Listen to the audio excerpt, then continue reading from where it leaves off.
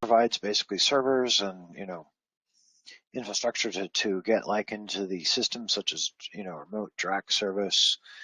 And then basically the customer has to basically provide the boot machine, or SaaS, software as a service. Vendor provides the OS app and applications, like Gmail and stuff like that, Dropbox. Platform as a service.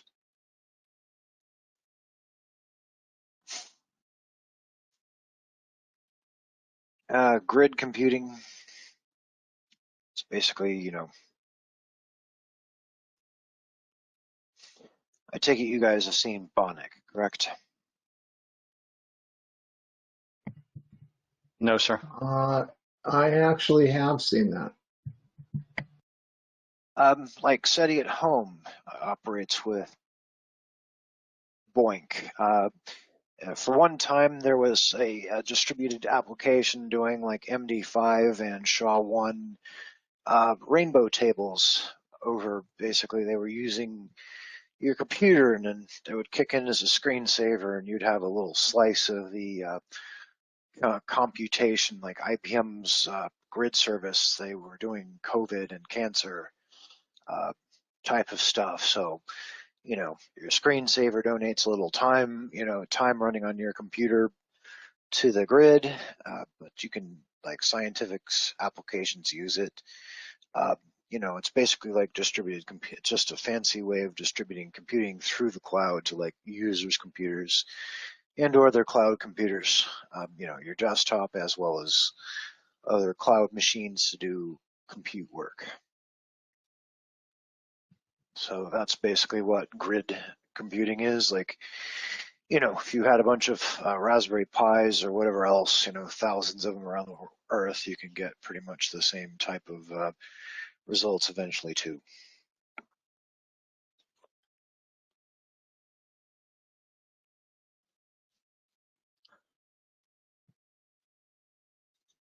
$15 okay? Sure. Let's do it. My voice is getting a bit hoarse.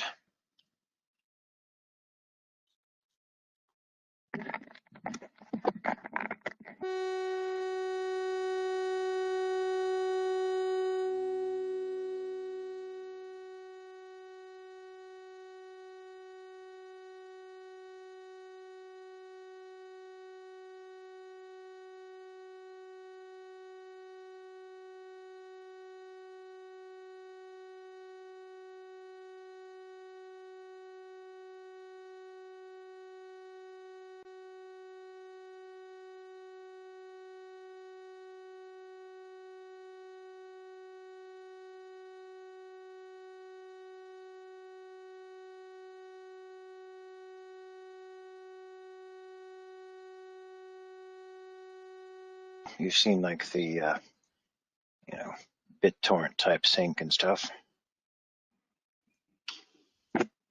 Oh yeah. Oh yeah, thin client. Had to block it before. What, BitTorrent sync?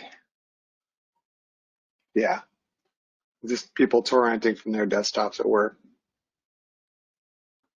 I'm just saying BitTorrent sync is a little bit different, but it basically can copy. You can shadow clone folders. The other one too that you might find useful is Tailscale. Tailscale. All right.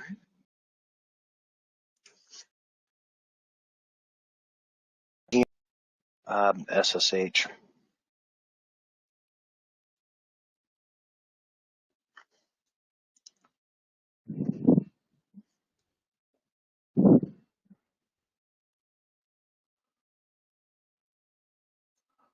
So what? Just a cheap VPN? It's like a cheap VPN with SSH. Mm-hmm. So the nicety of it is that, in more enterprise context, you can use it for teams. So you could use it to bundle of your Linux machines with remote admin, or, key vaulting, or if you fire an employee, you can kick them from the team. I see. All right. Yeah, it's like a cheap VPN to where they can get, you can force any SSH to go over VPN and at least have it logged and any authentications logged, and it's logged on the cloud as well as the machine. So if they try and delete and cover the tracks, then you got them. Virtualization, cloud, distributed computing.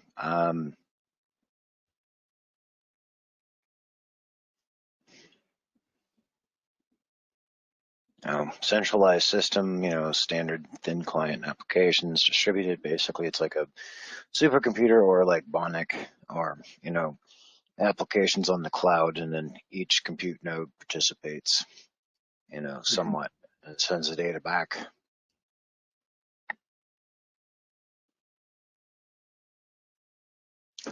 Why do you use DCEs? High performance computing systems, like you can take like CP or, Hyper-V, can basically, if any one of the compute nodes in the cluster fail, then basically the data is still backed up and still being processed, and then the AWS team can come by and just replace them as if they're blades.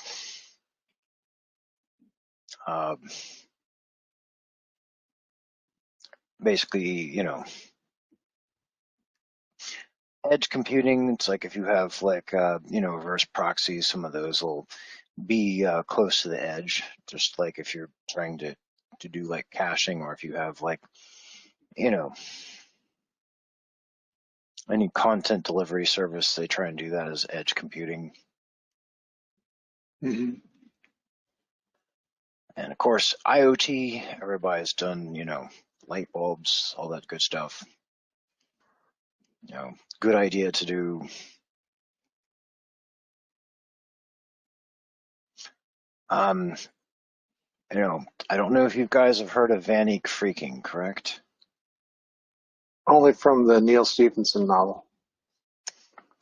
Well, our good buddies at Fort at Something Doesn't Exist, Virginia, because the Soviets were doing it to them too, like Vanik freaking back in the days of CRT, the good old cathode ray tube. Despite being, TV sets being used to interpret radio into images, you could also do the reverse. You could catch the stray emanations of them via radio waves and see what was on somebody's desktop. Fun. So you could see what applications were running on the computer and or read the screen. So basically they could point a dish. So that's why the Tempest hardening came out. To stop Vanik freaking, because basically you could just sit in a parking lot and gather data.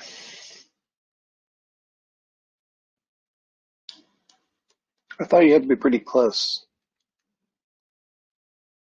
like a few meters.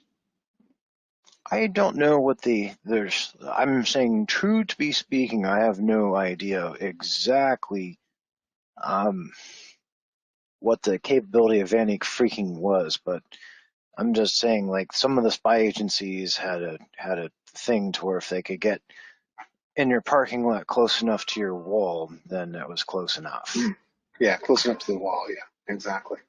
I'm just saying, I have no idea. I don't know exactly. I know that it was within at least, maybe not 2 meters, but, could be within, a certain close bit of range. But basically, if they could sit out there in the plumber truck in your parking lot and just keep aiming the dish at people's computer screens through the windows or whatever else, that's why some places went all Tempest.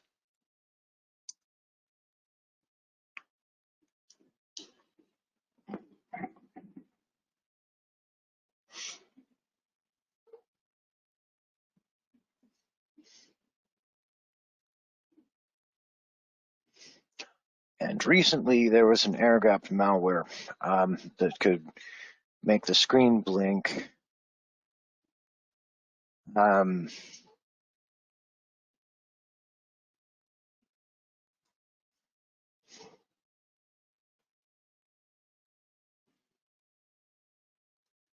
There were some that make like the screen blink, and basically if you had a camera there, you could just record it on your cell phone.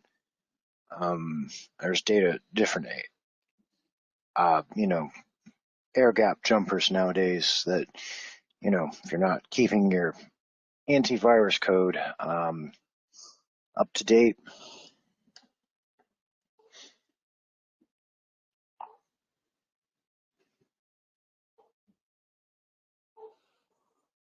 Interesting. They can make the lights blink on the screen. They can make the hard drive go, hum at a certain rhythmic pace to where if you just sat there and recorded, if you wanted it to load a file that you wanted to exfiltrate off of a classified system, you could just sit there and record the hum hum hum hum of the hard drive or something like that. So there was LEDs would probably be more efficient. Hmm? LEDs would probably be more efficient.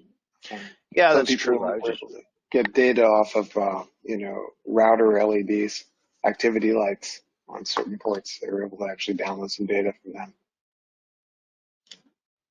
They were fast enough. Yeah, but basically on an air gap network, the kind of computer that the DoD likes to put out in the middle of nowhere, they had a few stuff.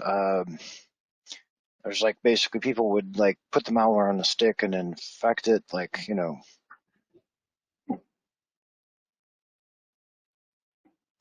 it's like in the cyber espionage tools. I mean, it's less likely per se, but I figured I'd mention it just because, it's in the area of emerging threats, especially if you have Uncle Fed as your nice, lovely client.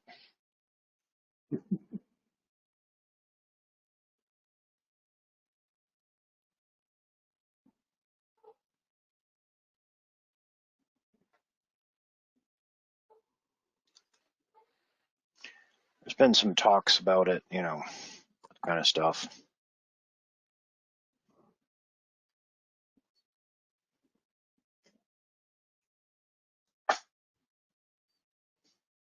Air gap networks like Stuxnet? Or even, not plugged into the network. Stuxnet was plugged into the network. Stuxnet was basically if there was Shodan.io back in the day, it would have seen that little thing there. Are we talking about the Iran missile? Well, Stuxnet was used the uranium where it was moved in because it was an enclosed network, so there was no way to air gap it. I'm just saying they had it air gapped, but it had it been connected to the internet, you would have been able to see it on Shodan. But basically, they did a drive, drop. Here's free drives. Absolutely. But yeah, here's like a set of frameworks, but like they had some that would make like the screen blink, stuff like that. There's other Black Hat talks about like some of the nice little sneaky stuff that they can do to like air gap stuff by making like even though my computer screen, looks normal, but it would basically like have a flash or something that would jitter in the background. And if you just sat there with a camera and recorded it with on your phone, then you could basically play it back and then like get all the flashing out of there, the hidden, hidden flashes or patterns in there that the human eye can't see, but the computer certainly can, exfil data over that way.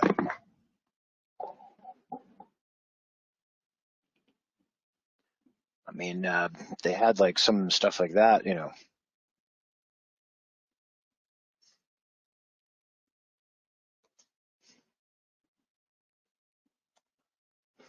like they've had hard drives that you can detect.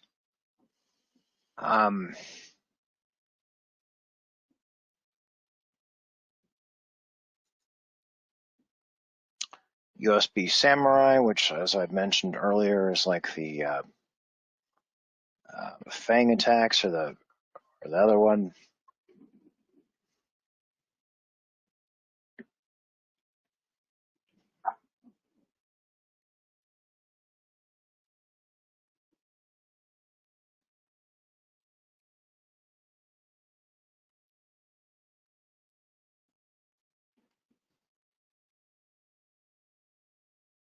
Yeah, there's all kinds of stuff here, like that they have. So it's basically, that's the one truth of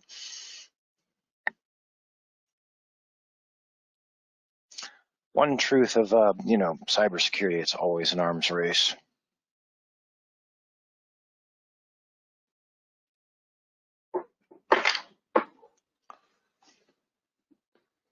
So, I mean, there was some talks about it, like different ones would make the screen blink. Other ways, like if you, like Chinese spies or whomever else, like other people at like DEF CON had wrote it as a paper. Once somebody writes it as a paper and it becomes showed being appallingly easy. Like some of them, make the screen blink or otherwise, have RF to basically they can pick up the RF from the screen. So who knows? There's like several versions of them.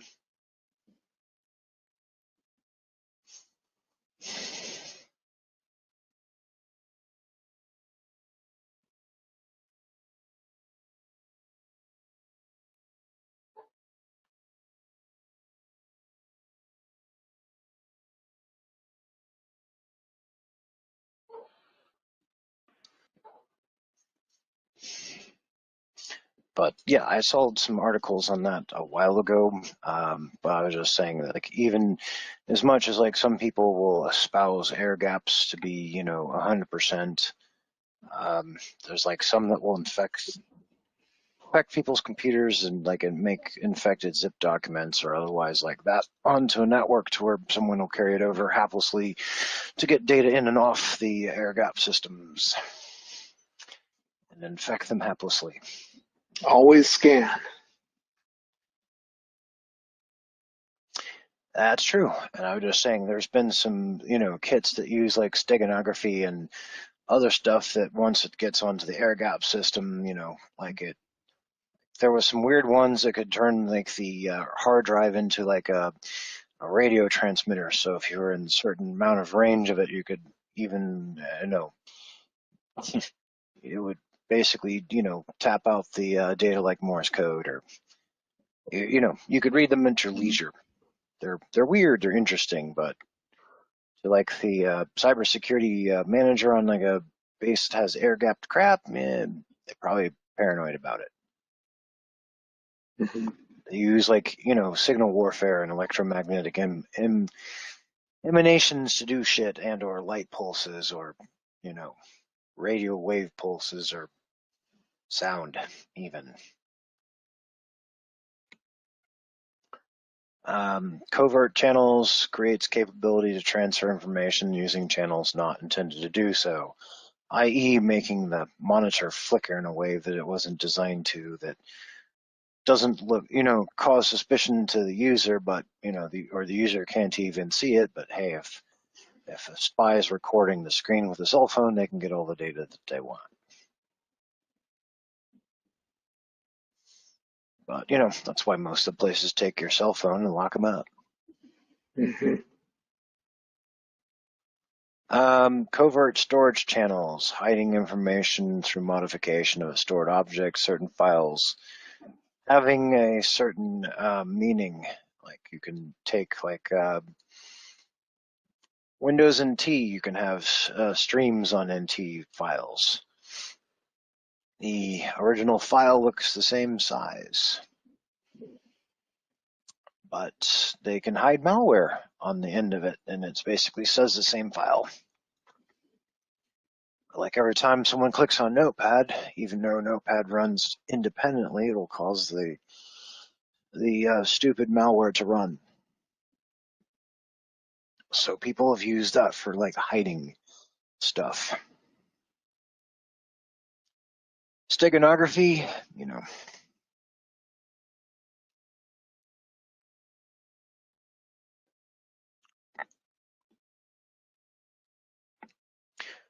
may not be able to see the difference. Most people can't, especially if it's a high res image, or hear the difference.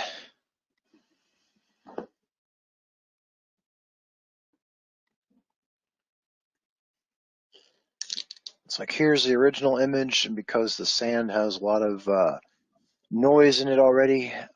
It's basically hidden the 4 pages of Charles Dickens's.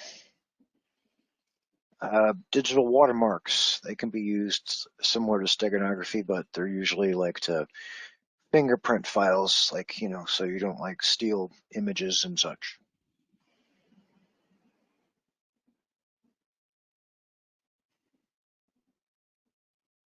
Of course, malware, malicious viruses, macro, uh, boot sector, stealth.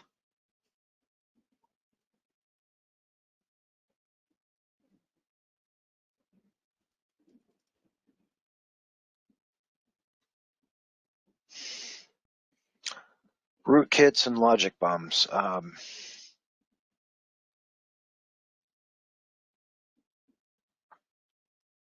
Basically, WannaCry was a nice logic bomb as well as supposed ransomware. It infected people's backups like 6 months. It wormed their way into their backups to make it harder to restore data, to make it exfiltrate. So I had to give a crash course on NT Lite and how you can patch up your Windows server files on a crash course to basically patch out the ransomware from detonating, as well as do threat hunting on that particular worm while I was in the SOC. So I thought my SOC was having a sunshiny day and it was time to go home on a perfect Friday. 5 minutes I get back from the bathroom and all hell was breaking loose.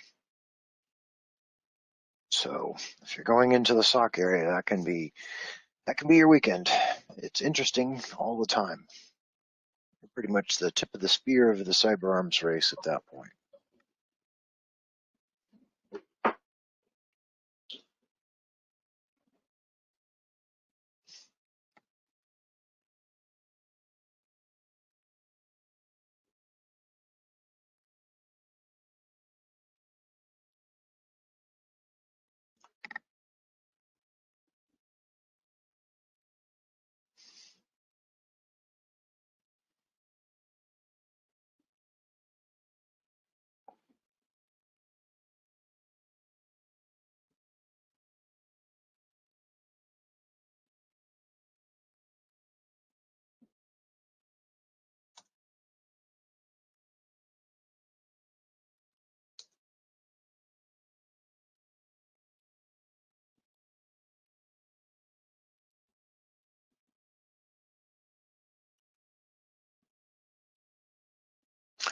Like the NSA has done this, Russians done some of this, so it's really important to like source your stuff from reputable vendors. Like my friend goes, I love eBay. I don't know. I love the used good deal. I don't know. It's basically you can wipe this drive out, you can wipe the platter out, you can wipe the SD RAM out and format it, but because they've gotten it down into the ship code here, it'll just keep infecting.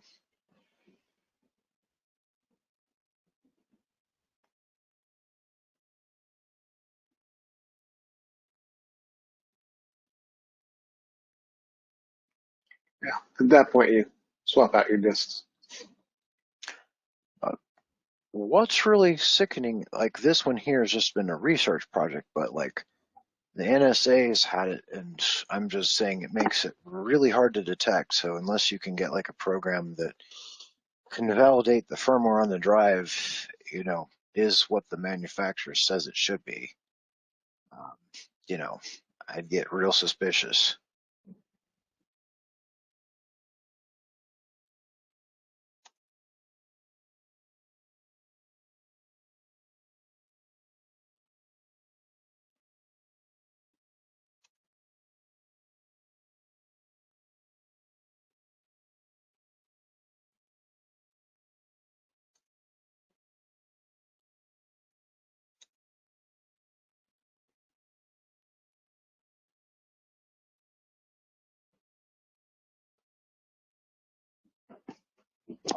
We've had,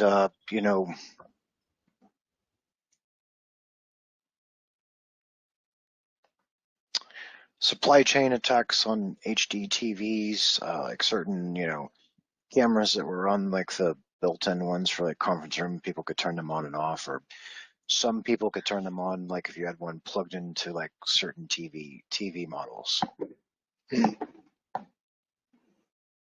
So like my friend loves eBay, but I'm not gonna chance. It's like I don't know. I really don't know. But like this one here is a little bit older, but yeah, like this used to be theoretical.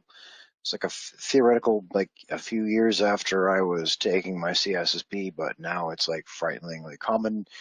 You've even had servers that have been compromised. It's like Supermicros had, resist things that look like resistors, but they're a full-blown Chinese spy agency hacking chip kit, disguised as a resistor. So, it's, pretty much have to vet even your hardware nowadays. Because like they can, infect it or infect a chip and then sneak it into the factory and infect. Because AT&T was a victim of that supply chain attack with the manipulated servers.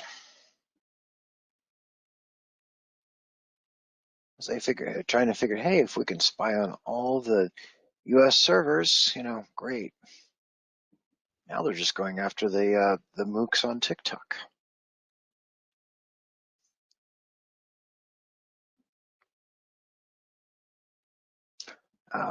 OWASP, they have lots of nice web applications that are deliberately broken as hell. The what not to do examples and stuff like that for like people learning pen testing and or seeing broken applications as a way of learning from what not to do, or if they have them as a capital flag thing, then you fix them. If you're the programmer, then you fix them up so they aren't broken. Antivirus, most of them reuse signatures, as we know. Like there's newer antivirus tools like Malwarebytes and or Cylance that also can use advanced heuristics for abnormal behavior. Bad news is it can require a few extra false positives, but it can get a few useful programs. But it's better to get a few slightly unwanted false positives that you can scan with a secondary scanner and then not have it detect something.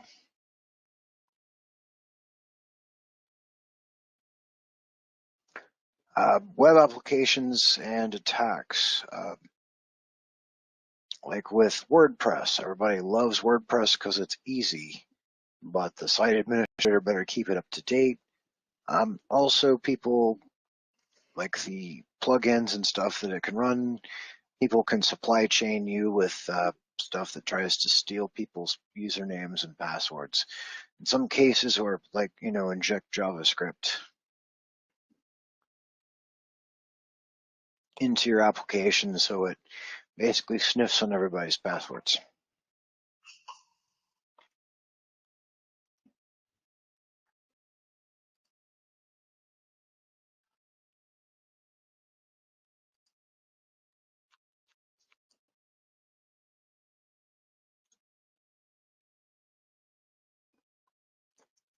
XML, probably familiar with that. Some more to HTML and other web applications.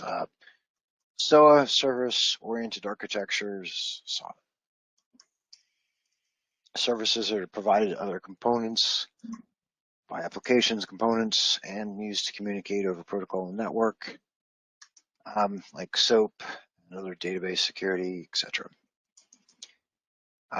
Database security, poly-instantiation, like alternative facts.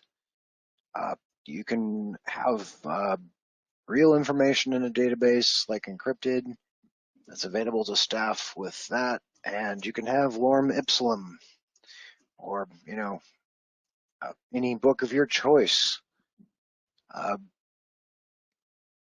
as the rickroll to people, like, hey, we stole your database. No, you didn't. They open it and then they basically get, the unencrypted data is basically Paradise Lost or some other book that's in the public domain as a rickroll. Basically, yeah, there you go. Here's some lorem ipsum. Here's some, you know, uncle, Huckleberry Finn or whatever. Basically, real data, and then you can have a fake data table that is for trolling.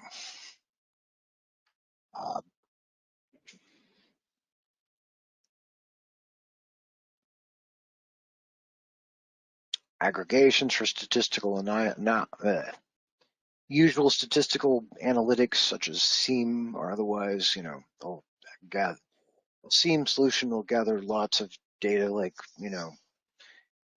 antivirus signatures, virus signatures, threat signatures, and then aggregate them into a display. Inference requires deducing evidence from reasoning rather than explicit statements, and the CISSP exam, there'll be a lot of inference questions the last time I took it, which is the best answer, because you could have 3 answers that are technically true. Which one is the best one?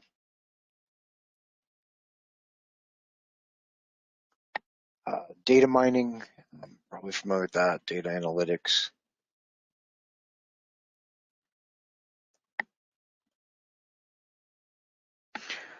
Databases, defense in depth again. Not keeping the database server and the web application server together, having certain things, DMZ, proper setups, maybe reverse proxy to basically further shield the web server and or web application firewall.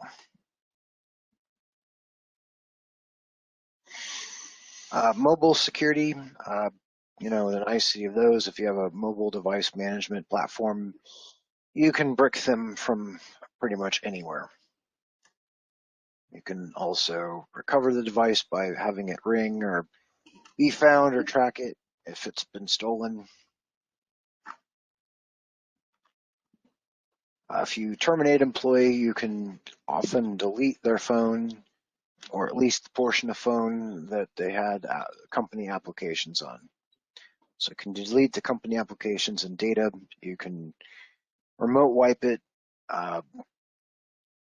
Even Google is capable of this, so you can pretty much remote wipe a device and, fry it from orbit.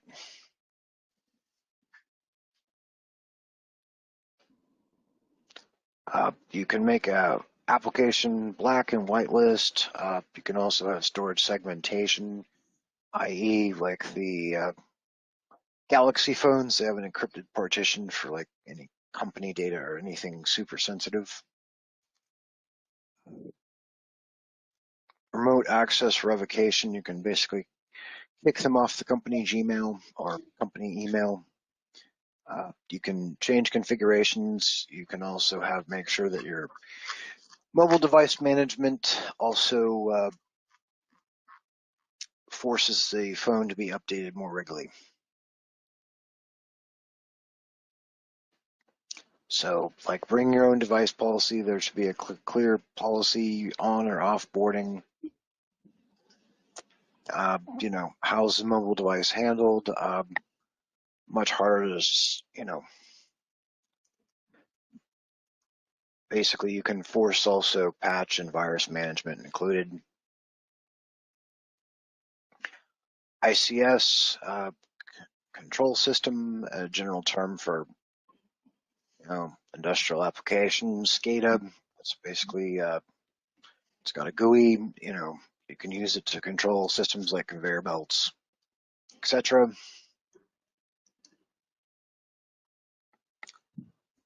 A lot of factories have them, and as I was saying, Shodan has some of these sitting on the internet, unfortunately, and there's no gateway system, between them.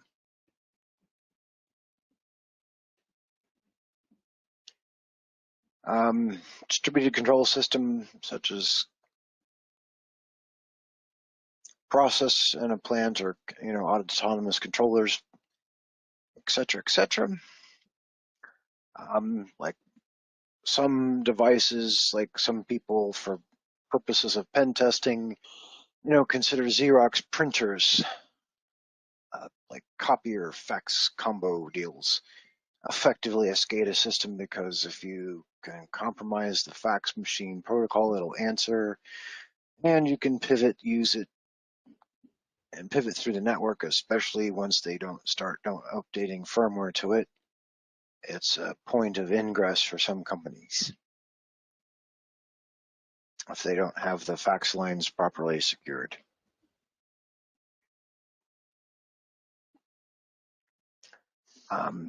For tabletop exercises, some people will say like the elevator modem or the air conditioning control system is one of the ways they can get in sneakily. PLC, programmable logical controllers, industrial digital computer, which has been ruggedized. Like controls like some of them 3D printers and stuff, or laser cutting heads, etc., etc.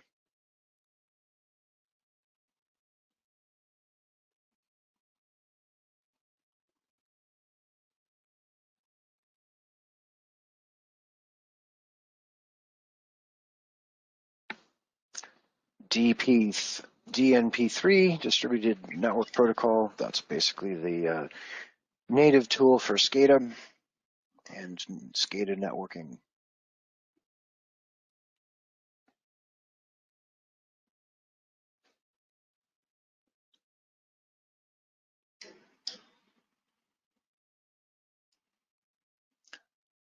Book ciphers, that's classic espionage, often a book.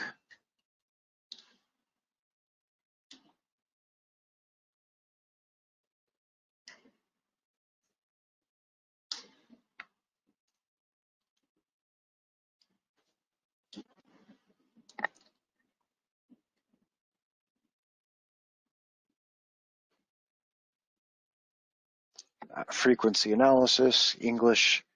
E is used 12.7% of the time. Given enough encrypted substitution text, you can break it with just that. XOR-based encryption.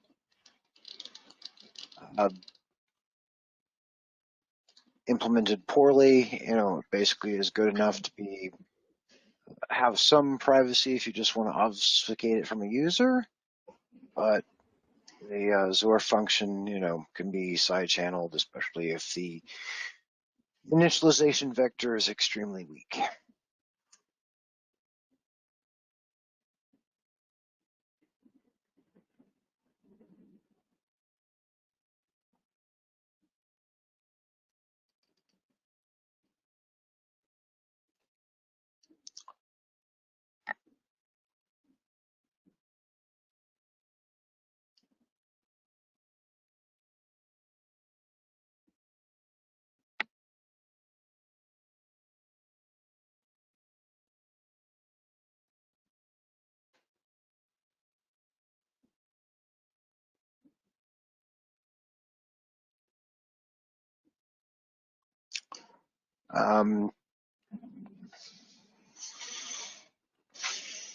Enigma, that's pretty much, the ones that they broke in Bletchley Park, purple. Japanese rotary system similar to Enigma. One-time pad is, a disposable cipher.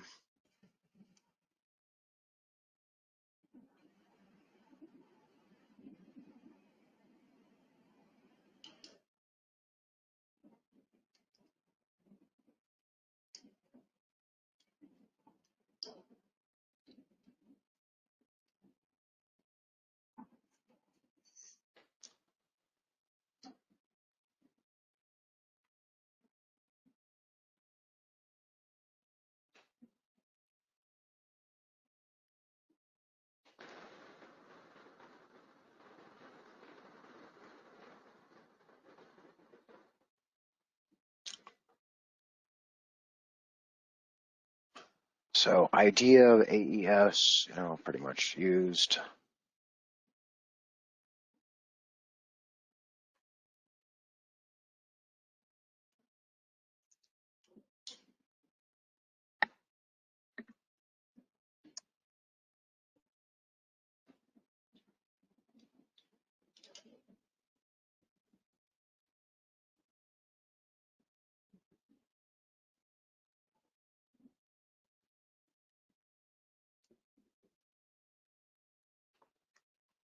It seems like they put a lot of emphasis on knowing the different types of encryption. I guess that's testable. Yeah, definitely. They've seemed beefed up here a little bit more than some of it.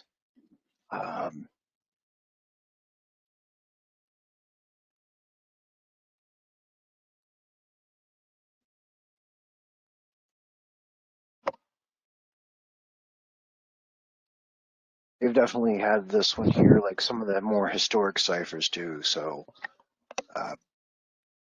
last time I took it, I saw some encryption, but it was more like RSA that they were asking, and more like secure coding, and basic cipher stuff. But they probably will ask about hybrid encryption. You're familiar with TLS, correct? Sure. TLS uses, hybrid encryption.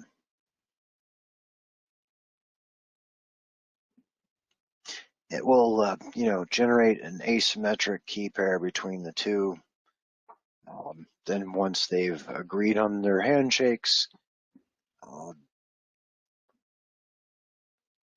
it will generate a temporary session key that's symmetric.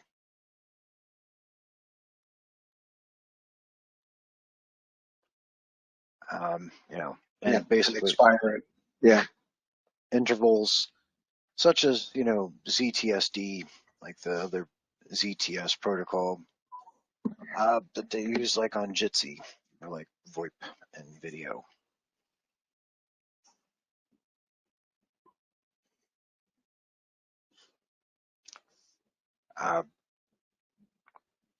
They have like the historic ciphers here, so that will be probably testable. I mean, book ciphers, basically the Jefferson disk. That surprised me that they put this here, because the last time that I took it, I never heard of like this little spiel.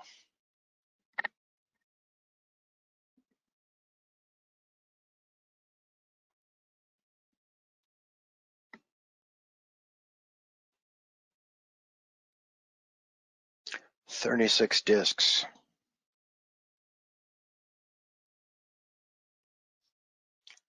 Um,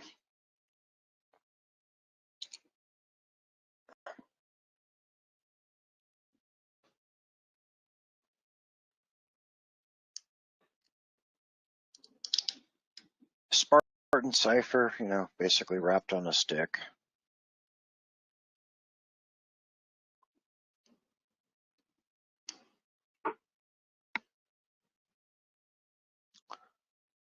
Zor encryption, common for that, common for PCs. So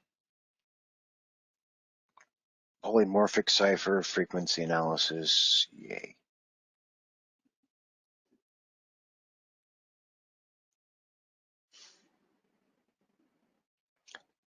Uh,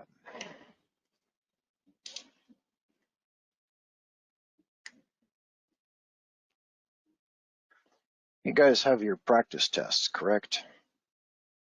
Yeah, we do. All right, let's see what we get on them.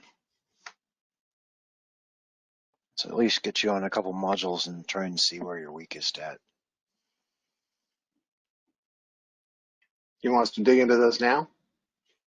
That or labs if they've given you those. That way, if you start getting weak, I can try and make a point of where to go over more. I don't see labs here, but let me look around. It's depending on the cert. Yeah, it looks like they're all the quizzes or the test mods are all just 150 question tests. It didn't look like they focused on one specific area. It's more of an overview of everything. Okay. I was probably trying to see where you're weakest at, but yeah, that one that I sent you in chat that I used for the boot camp, like this particular one, you could pretty much focus in on it. You could drill in and down on an area that you're weakest at, because you could do like 15 questions at a time per domain. You could basically test on these particular areas here until you basically were hitting, 95 and 100 of them. Was the only reason that I made mention of it.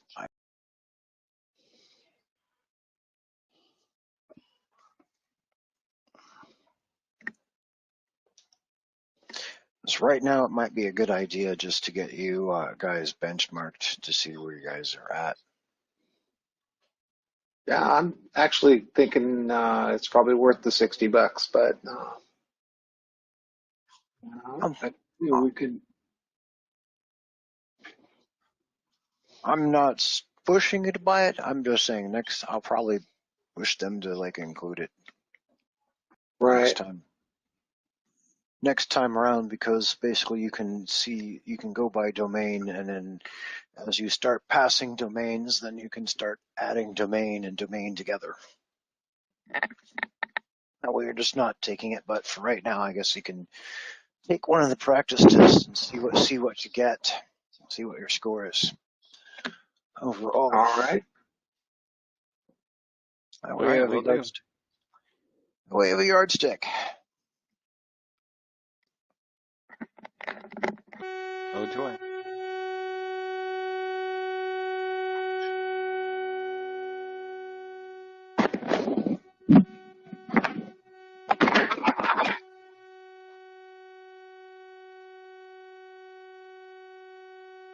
He's permanently transmitting. He's got some kind of beep on his, or maybe a feedback loop on his microphone. Yeah, that's what it sounds like. So the one over in the test, it gives you 10 questions, or you can pay the $60. I mean, if you want to do the demo. But if you do the one for ours, it's like, yeah. 150, yeah. 3 hours. 150 questions. 3 hours of your life you're not getting back. But I mean, outside of that, I wouldn't know where to start. So I'm gonna do the little 10 question test here, and then I'm gonna jump over and probably do one of the. Well, I don't know if I'm gonna start a 3 hour one at 4 o'clock in the afternoon Eastern time, but. Yeah, I got a couple more hours to dedicate to this today. I can run through one of those. But I'm going to stick on the presentation for a bit. And do you want to check back in after you do the 10? Yeah, I mean, I can. I don't see me finishing it in 150 questions in a 2 hour block. So let's do the little demo test. See what we think. The little 10 one. Yeah, I'm completely lost. So this ought to be fun. Okay, cool. All right. Yeah, man. Appreciate it. Yeah. Let's do this.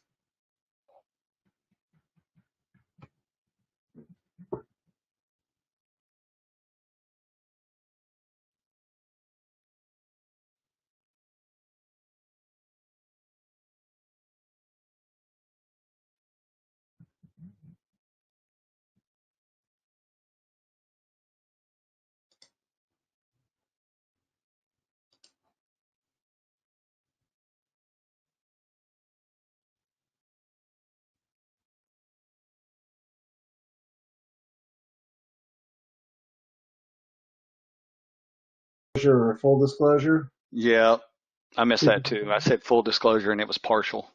It was partial, right? I guess it's partial because he wanted to first do the fix, please, and he discloses it to the developer, and then he says, and after that, release it publicly. I guess that's partial. So I guess full disclosure would be if you just go public with it right off the bat, or tell them to go public with it. Right. The small or no logo on the building, that was just a guess. I guess, right. I guess that too, but I guess right.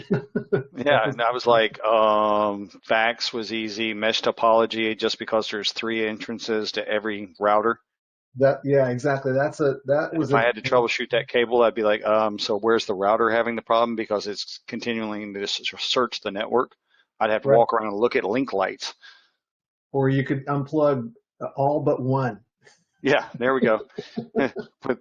And that's a global nightmare.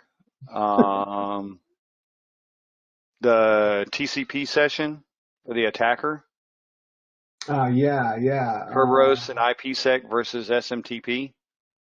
Well, SMTP isn't going to help you because that's mail transfer protocol, Yeah, right? So it's got to be internet based, it's got IP to be some based. kind of encryption. You need Kerberos and IPsec for both encryption. I don't know what Yeah, Juggernaut is, but I don't either. I'm assuming it's a specific type of hack or tool. right. I was going to look it up, but I was like, yeah, let me take the test here. I'm assuming Juggernaut's bad, and since it's a TCP session, which is not something that I even realized we still play with, but I mean, doesn't everybody just use HTTPS for everything because you can't trust anything else? Pretty much, Um, yeah.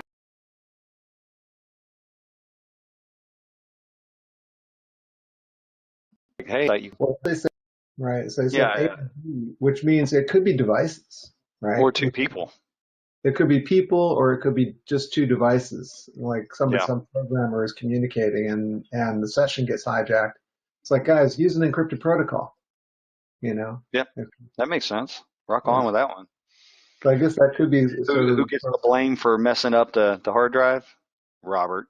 Oh yeah, yeah. He took Sorry, the dude. I don't action. even know why you asked that one. Like, is there somebody else that could be in trouble if you do something wrong? Can I Well, pass the buck on that? yes. Technically, Well, if you're in sent to do a job and you're not certified to do it, exactly, you weren't trained. So then then that it's would be the exception. yeah. But then it's your But man. This is evidence handling. This is, a mistake, an inadvertent mistake, and he should have been trained actually to make a clone of the drive first, not just isolate. absolutely. You know, first thing you Well, we do is always back up the drive to a share. At least that's how we do it for the military side. Anytime mhm. we're about to wipe a computer and we're doing an investigation on it, we do a full backup of whatever we're working on. That way we have I guess, a living repository of, okay, before we started playing with this is what it looked like. Yeah, Especially when you start looking at log files. I like images, like snapshots, or full clones of the drive in Yeah, the cloud or the virtual environment. If you have to get to physical, then you got to do something like a DPIO copy. Really get down to I'm going to plug the cable into another drive and get down to the device level and do a block level copy of it. Um, and that's a whole lot more work. oh yeah. It sounds like an absolute nightmare. It absolutely is. But that's what we used to have to do that. That's when I first got what was it? It was a forensic certification from SANS. It was, Man, that would be cool. yeah, it was very I am difficult. just now rediscovering the world outside of the military. Like I Uh-huh. said, I've been out for about 7 years and doing the military version of network infrastructure capabilities, and cybersecurity wasn't even a thing until about 2010. Um, Right. I remember when everybody started making jokes about it, even though, ironically, I teach a cyberspace planners course where we Uh-huh. show them that actually the first discovery of cybersecurity was in 1985 when Ronald Reagan watched war games and went back and asked the Joint Chiefs, "Is this a thing or not?" And they were like, "Dude, so cyber's been around since 1985." I said, "In some houses, dark worlds and dark rooms, but it didn't even become a thing for us in the military as far as people having knowledge of it. Like, oh, we need to protect against this." We were like, "What? What? I can't just have Norton or McAfee on my computer and that's enough." Yeah. Now it's the new front, That's, And that's kind of why I was like, you know what, I'm gonna circle the wagons and go try and do something new. I don't know how I'll fit in the rest of the world, but getting a little tired of just going down the same old drain after doing it for 20 years. Everything from help desk to account management and having to do everything by myself. One of those, okay, I'm going to do it from the account request all the way through building out the individual's profile, exchange, all that, and then build their machines for them. And classify each network, and yeah. Well, I think a lot of small businesses really need the skills you have and the skills that you can demonstrate with this CISSP certification. I'm sure that once you have this, and if you go put your name out there saying, "Hey, I can help you do what you need to do to implement an ISO 27701 or something like that," or I'm doing the CIS version 8 for this one company now, and just to get them to the first level, the implementation group 1 of CIS is really just common sense. It's not difficult, and there's Yeah. not a lot of like really arcane stuff that you have to do. This is CISP stuff is kind of above and beyond that. But Well, a lot of times you can't even get the value, jobs without the certification. yeah, I mean the value is huge. Well, you got to have contacts, and that's the key. You got to know people. Like I know a guy who's been doing this for 20 years, and he's saying, yeah, I don't do compliance work. I just do the pen testing. So I'm teaming up with him, and he's feeding me clients, and I'm feeding him clients, and we're just both doing consulting work, and it's great.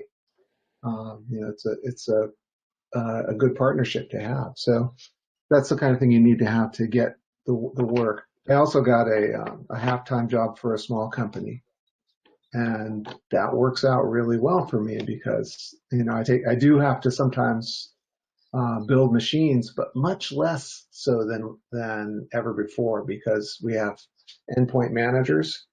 We have an endpoint management system. So building the machine for me is just saying, hey, plug your machine in and tell me when it's running. And okay, now maybe I have to go in and tell them to download and install an agent. And then I've got an endpoint manager on there, and then I can do everything else from a console. So it's a lot easier than it used to be. So I think that kind of thing, just for small to medium sized companies, is it's really important. They need it, to keep the data safe and to keep them save them from themselves. Yeah. So Yeah. I don't know. It could be interesting. yeah.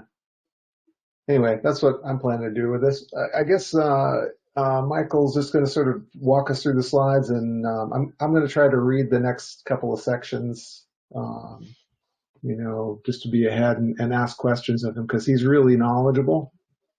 He's obviously deep into it, but I don't think he's really got a program for the presentation for 4 days. Yeah. I think when we get into the presentation, I'll start picking up more. Right now, we're just doing the overview. That's the overview slide deck that they sent us. I think that I'll start reading over the actual presentations and trying to listen to the classes on Sprintzeal was, it's an absolute nightmare. I don't do well with thick accents. That's painful. That's just Yeah, painful. and every one of the classes so far are the very thick Indian accent.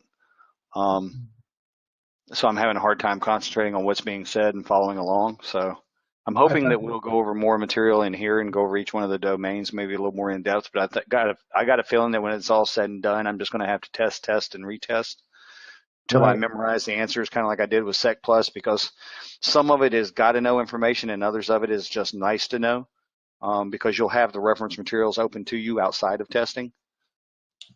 Exactly. And we'll have the opportunity to take, like I've actually scheduled next week to just have 4 hours a day just studying.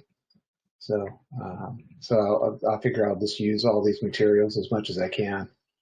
And this CISSP exam practice, $60. It's probably worth it.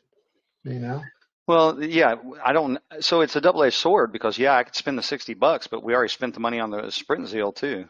Right. Maybe Yeah. if I'm already tabbing over $1,000, and I'm like, damn, man, and I still got to pay for the test. Yeah, we still got to pay for the test. Yeah, exactly. So it's like, because at first I thought, the way it was advertised is that the final exam was like the online proctored exam and you'd be done. But best I can tell, it's everything you need to prepare you.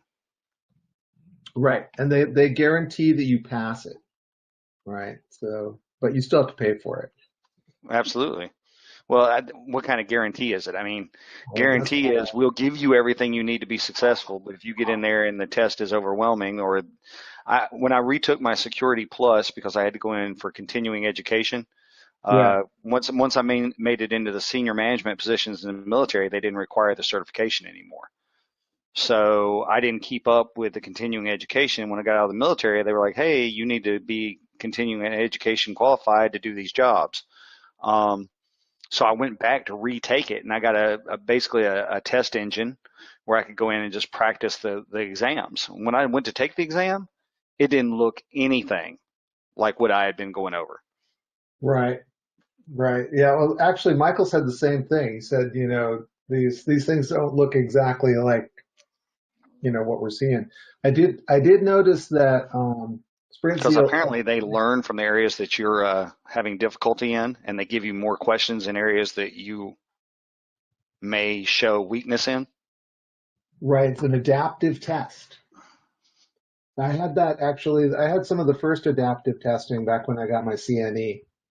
That was an interesting thing. It was also a proctored exam where you went into a testing center and you sat down and you answered maybe 100 questions, but you knew if you got past 30, you were doing all right. Because if you really didn't know what you were doing, they stopped after a while, said you're not going to make it.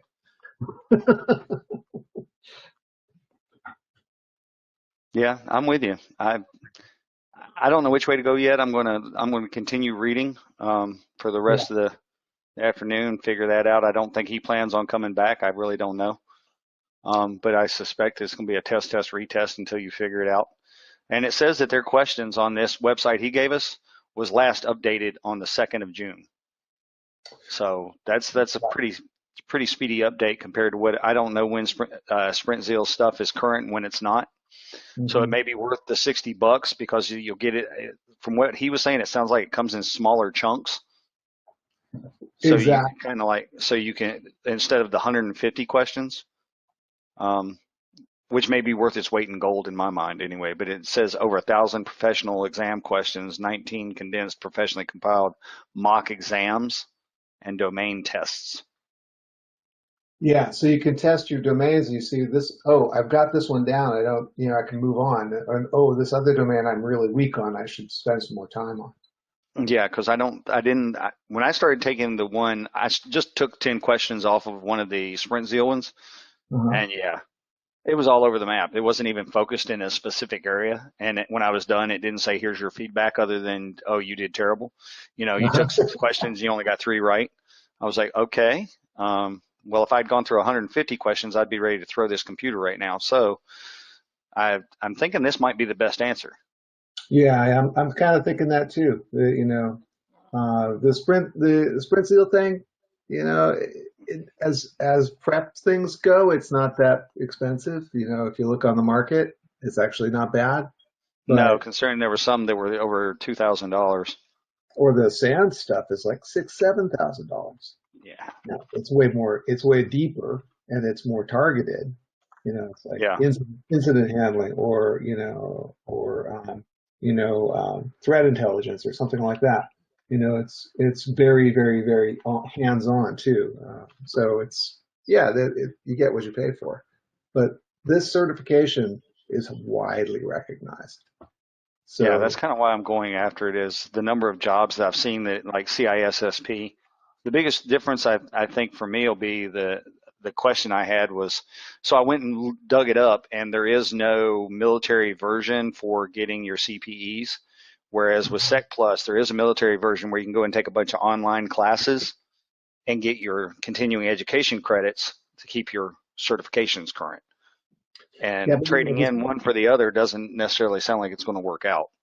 well, do you know this group? What are they called? ISA. No. Let's see if I can find it for you. Yeah, ISSA, Information Systems Security Association. It's like $150 to join, and they have a Bright Talk channel also. Yep. Um, ISC does too, though. So once you sign up with, once you take the test and pass it, then you can do through ISC Squared. You can get on their Bright Talk channel. You can watch webinars. It's dead easy. You just watch a webinar. You know, some of them are interesting, some of them are not. You can kind of pick and choose the ones that you're interested in or that pertain to what you're doing, like for your current assignment. And Yep. then it's just, so I watch, maybe 2-3 webinars a week. Each one is 1 CPE credit. You only need 15. It's not that big a deal. I think you need 80 in a year, 15 a month. So it's not really that big a deal to get those. And if you go to a couple conferences, then you get multiples, and also you can get them through your work. Michael was saying you can get like 6 through your work just by saying I worked on this and have somebody verify it. Yep. Right. And I have to say the webinars on Bright Talk are pretty good. Yeah, they're Nice. interesting. Well, I just spent the $60, so we're going to see how this plays out. All right, you let me know. I'm going to go and take the course on Sprintzeal. I'm going to take the full exam on Sprintzeal right now. I'll let you know. Okay, awesome. All right, I'm going to drop off the webinar now. All right, man. Later. You take care. Bye bye. All right, you too.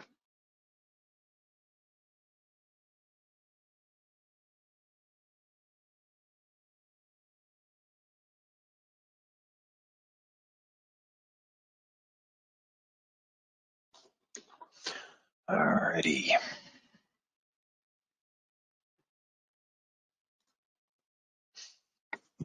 Domain 3, evaluation methods and certification accreditation, like original, like before NIST, Red Book, and like Orange Book, and then the Rainbow series of books like in the 80s and early 90s was basically the predecessor of that. ITSEC is basically from that, and common criteria for ISO, IEC, accreditations and standards comes from target evaluation, protection profiles, security targets. To be of practical use, the different features must be validatable.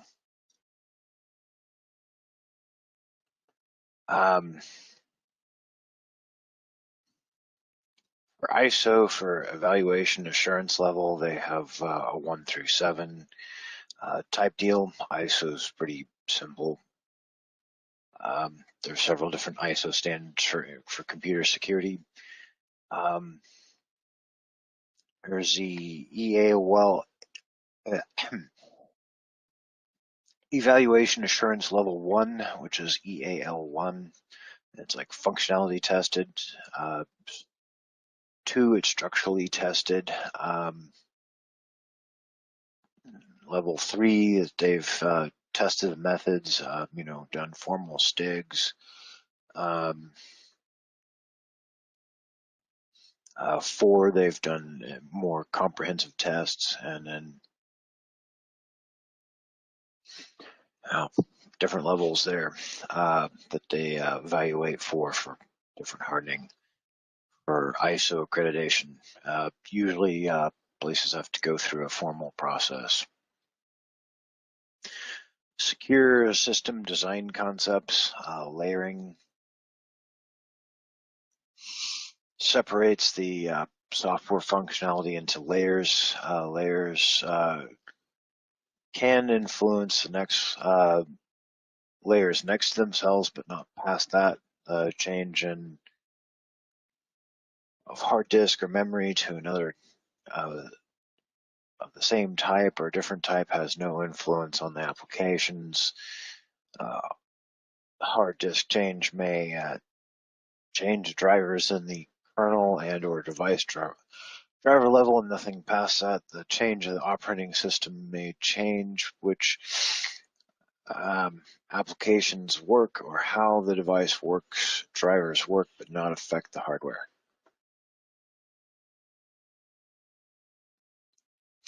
not to be confused with the OSI model. This is not standardized, but you will need to understand the concepts, abstractions, hiding unnecessary details from users as it provides seamless experience for the user. They do not need to see millions of background math calculations as part of their process tree to to understand what's going on.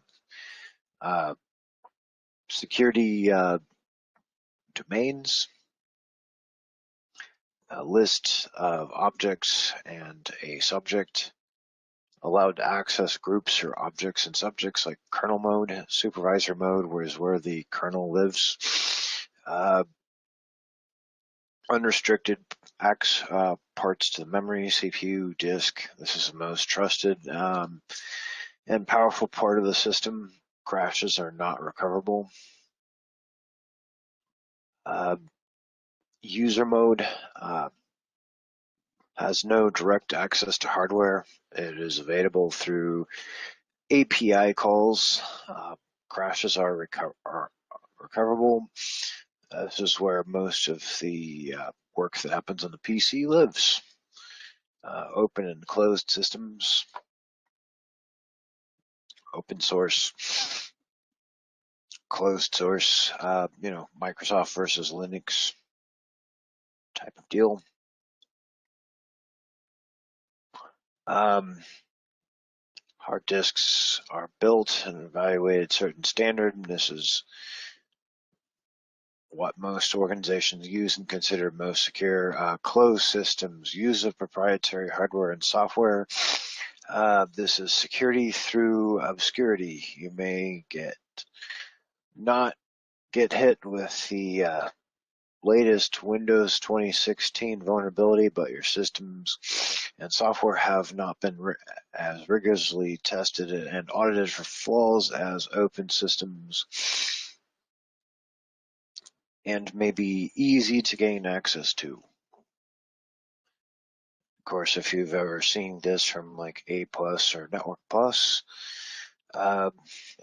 here's basically your operating system security ring model. Most privilege to least privilege.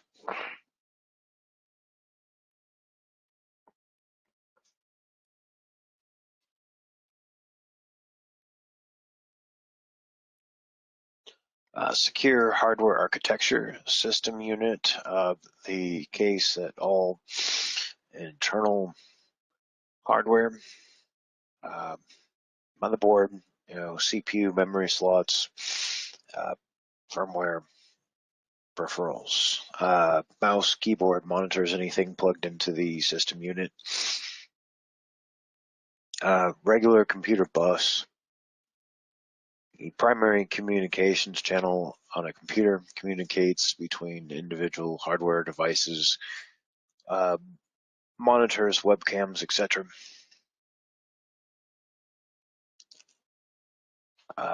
North Bridge and South Bridge. You may have seen this too if you've had A+ type of stuff. This design is more common on newer computers, replaces a regular computer bus. North Bridge is much faster than the South Bridge. There is no North Bridge, South Bridge standards, but they must be able to work with each other. There is a move towards integrating the North Bridge onto the CPU itself. The Intel Sandy Bridge AMD Fusion fashion. CPU, pretty self-explanatory. Some of them have ALU or co-CPU processors on them. Control unit is another sub piece of it, and some like processors had secure code enclaves.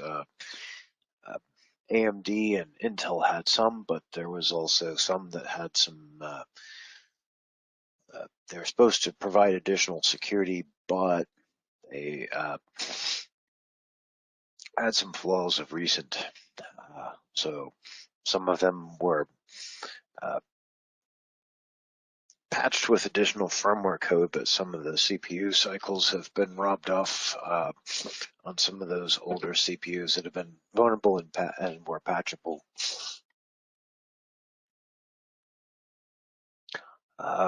Pipelining is usually how most of the more modern CPUs go.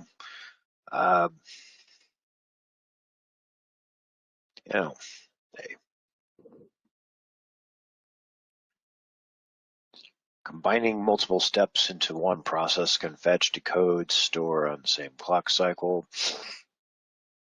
especially in the era of multiple CPUs. Interrupts. Interrupt is a signal to the emitted by the hardware or software indicating an event.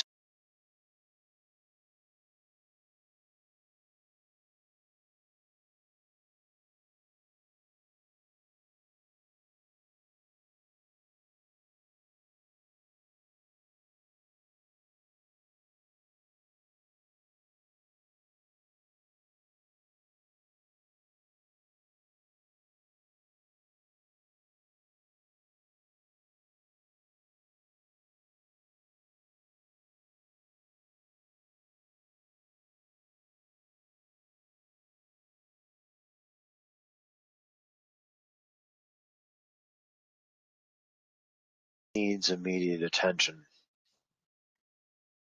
An interrupt alerts the processor to a high priority condition requiring the interruption of current code the processor is executing.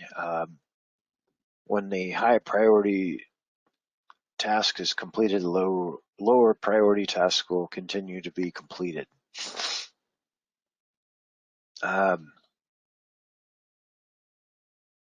Processes and threads. A process is an executable program, data loaded into memory.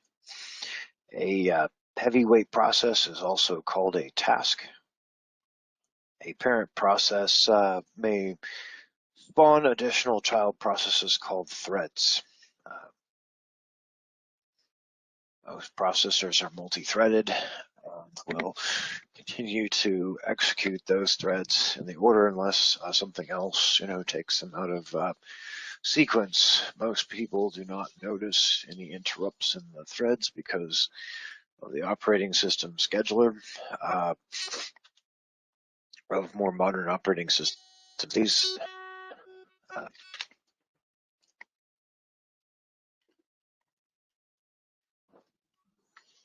excuse me.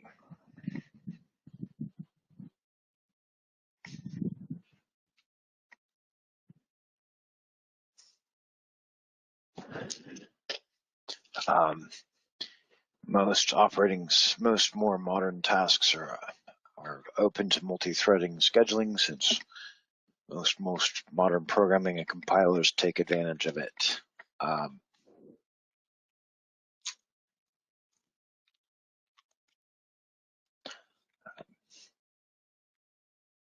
Most processors nowadays have more than one CPU. It can run multiple programs. Some of the higher end CPUs now can have up to 36 threads. Like a AMD Ryzen can run 32 simultaneous threads. So most users, especially on Windows or a GUI-based operating system, it's multi-programming. So the multi-processing and multi-threading makes it pretty much seamless to users.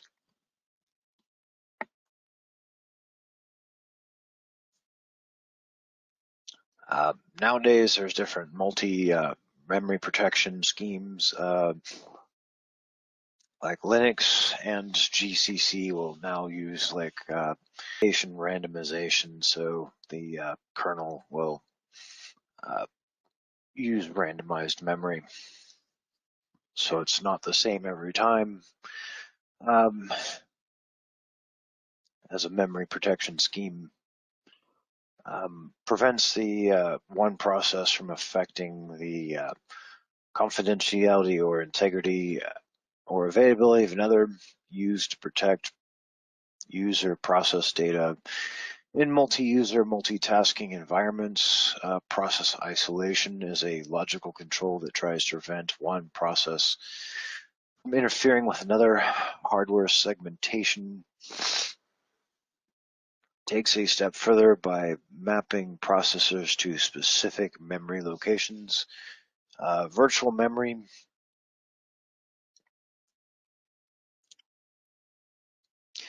more common on user desktop systems these days. Provides virtual memories like i.e. swap space to disk.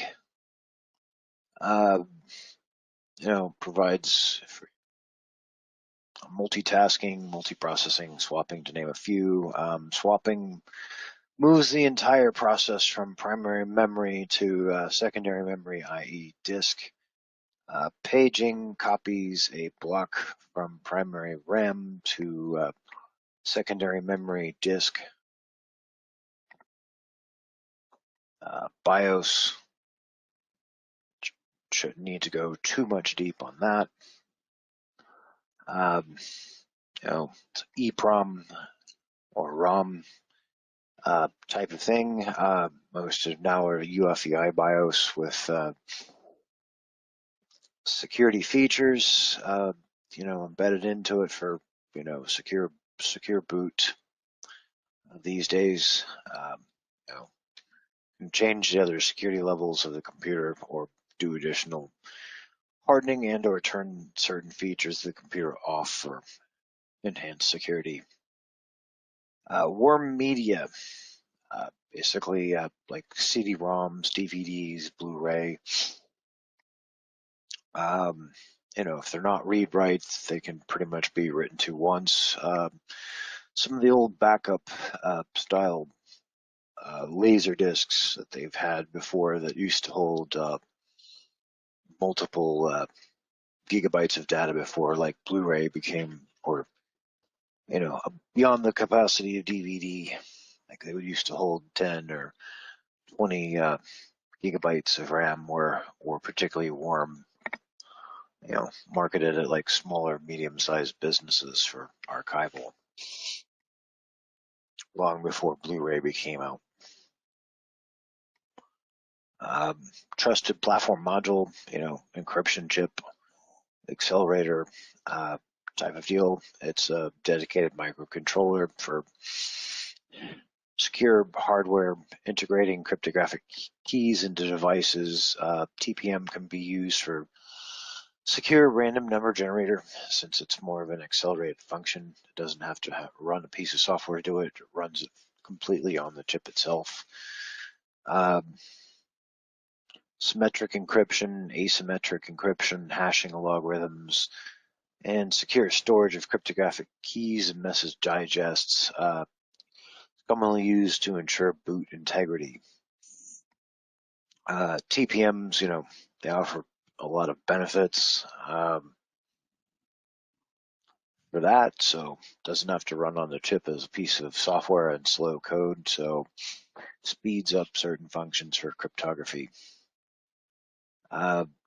Data execution prevention is a safety feature that Windows will use.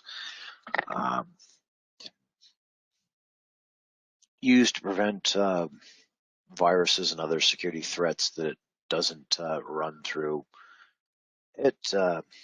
Windows now also has sandboxing capabilities, so you need to run stuff. It can try and keep some of those programs into memory sandbox locations, so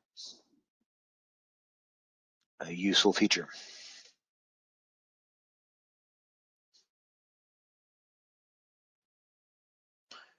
Address space layout randomization. It's a memory protection process for OS as it guards against buffer overflow attacks by randomizing the location where the system executables are loaded into memory, i.e. Linux pretty much does this standardly now. as part of a kernel compile.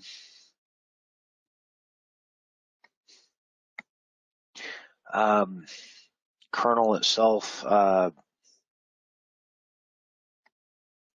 ring 0 or 3, it interfaces between the operating system and applications and hardware. Monolithic kernel is one statically executed kernel that runs in supervisor mode, and all the functions required by a monolithic kernel are precompiled in. Linux is typically a microkernel, but under certain circumstances you can compile it as a monolithic kernel, especially for like embedded hardware. You can compile in just exactly what you need and nothing further.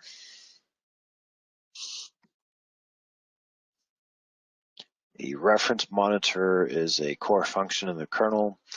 It handles all access between subjects and objects. It is always on and cannot be bypassed. And Unix file permissions, typically an octal, read, write, execute, owner and group or world level. Those attributes can be extended usually with the FACL tool. You need to grant additional users or groups access to those objects. You can extend them with the ACL attribute, but the default level is pretty much, the default permissions are going to be pretty much manipulated with the change mode tool. But you can set whether it's execute permission is on, such as a script. But like if you have root owns a script, you can make it to where the script is readable and writable by root, whether it's executable by anyone else not part of any system groups, or if it's world readable. But usually read and execute is the least permissions that most users need for a script. In some cases, if you don't want them to read the script, because it's proprietary, you can just mark it as executable only to like the world level. So it executes as a program, but then the users can't like view the source code to it. Windows NTFS, there's, read, write, execute, modify, full control, read, write, execute, and change permissions. It basically is a discretionary access control type of file system. Multiple groups can be granted access to the object, and multiple contexts can be added to it. As far as which groups get read, write, execute, and or otherwise, like the administrator group, can have, full control besides just the owner. So very granular permissions there.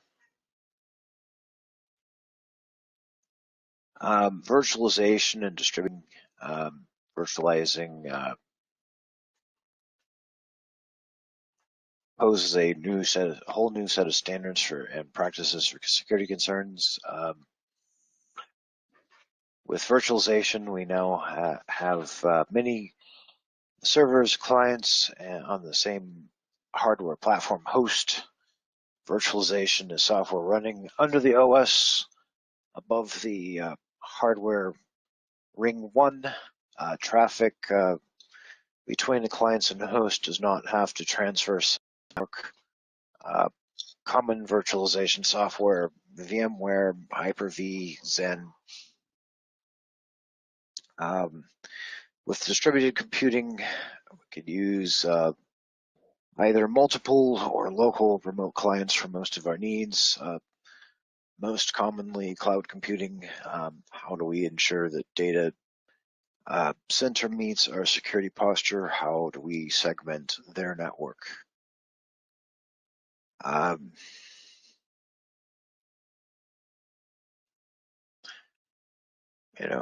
cost less, much easier to stand up. New servers, don't need to buy new hardware. Mean time to do it is easily. Disaster recovery, number of solutions for snapshotting and or other third-party tools that can do it, as far as making server builds or images and archiving those off for faster recovery. Usually with like virtualization, if you have like say different site offices, you can also do like replication between your virtualized data centers. So basically you can have off-site, synchronized backups.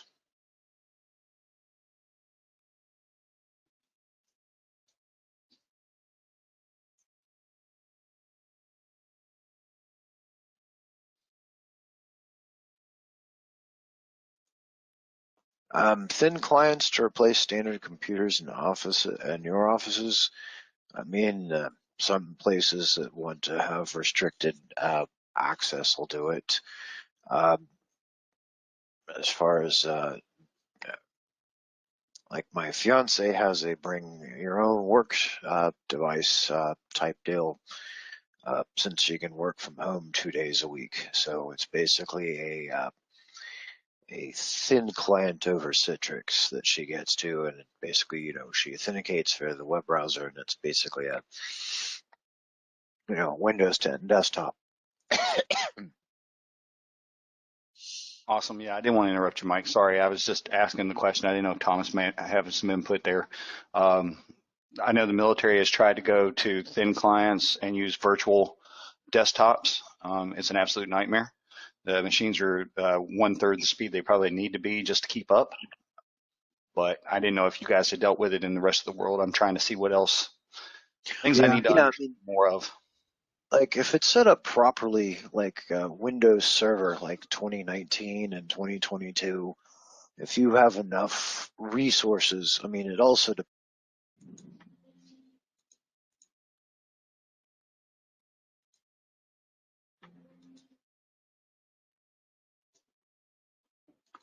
go away.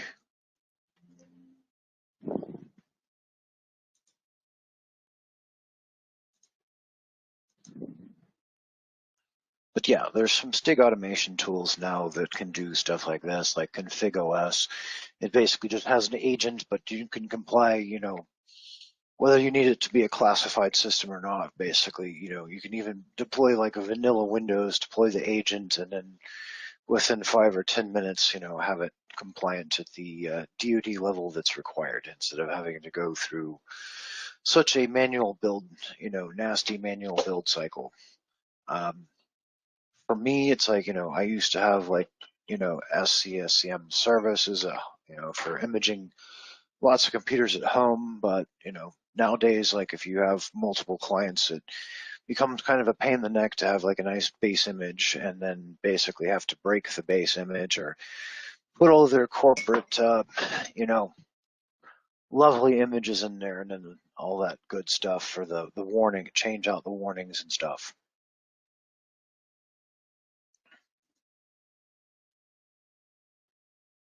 So it's sort of better to use like a vanilla Windows image and then just have scripts that I can drop into the USB key or over a network share that does the same thing. It cooks up a base image, deploys like a vanilla Windows image, and then I can use like box starter shell to do most of the dirty work.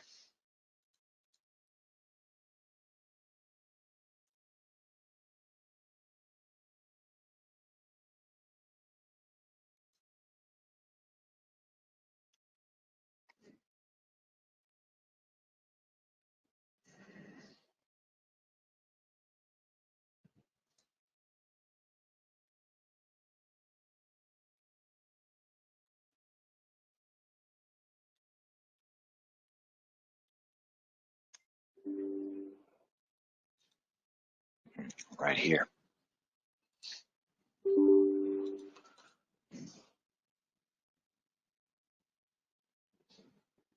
Yeah, I've been on the vendor end of the FedRAMP side, the FedRAMP certification, where my customer wanted to get FedRAMP, and they had to come back to me and say, here's all the things we need you to fix in your app, which was a challenge, but we eventually got there, but it was a challenge. Anyway, here's like NT Lite. You can take like an ISO and stuff like that. It has different tools. You can download updates.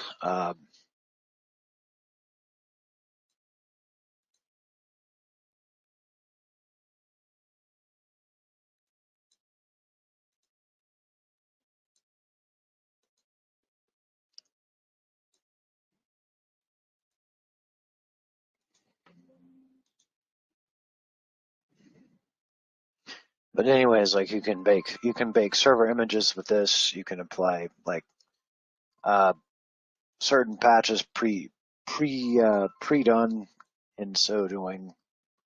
But as I said, like as part of the post, it's like if you get load, yeah, load, just so I can show you the toys. But like NT Lite for it's like $200 for a like enterprise license, so you can do like all kinds of manipulations to the image. But anyways, you can take a stock Windows 10 image, you can have it like script deploy or PowerShell deploy, like all of your security policies, register with Intune, uh, or you can even use like the Windows 10 provisioning pack toy to like join the system to the domain and stuff like that. So, you can do that all with like, just DOS scripting and PowerShell. So like Box Starter will deploy some stuff. You can have certain Windows features turned on or off for a user, like if you're using like the virtual Linux system or not, or hardening out your system to where that does not go on for a user except if they're part of like, say, a developer group. You can turn different Windows features on. You can turn device lockdown on, or you know uh, shell launcher on. You can turn these features on and off, settings which it's on and off, which services are manual or automatic, which extra services, like say for certain cards like the post setup, you can say add file, and then you can have like, hey, I want this.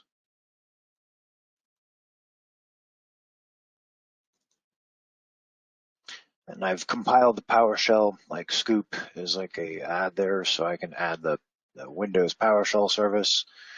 Uh,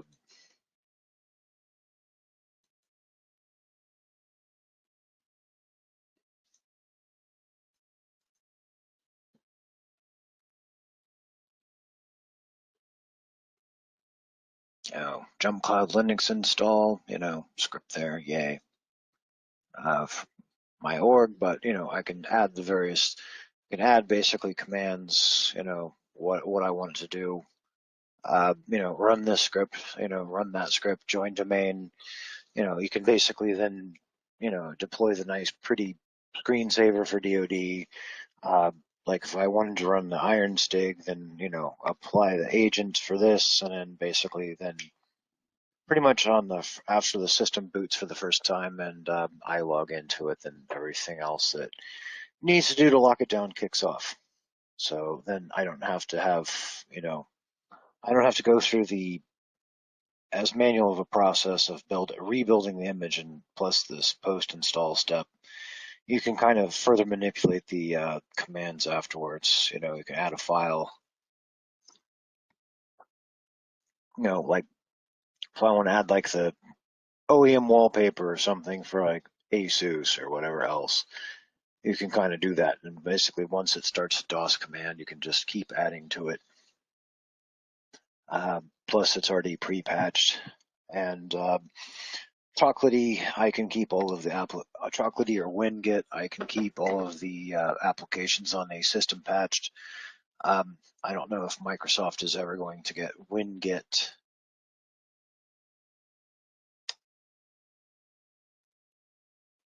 as a plugin yet, but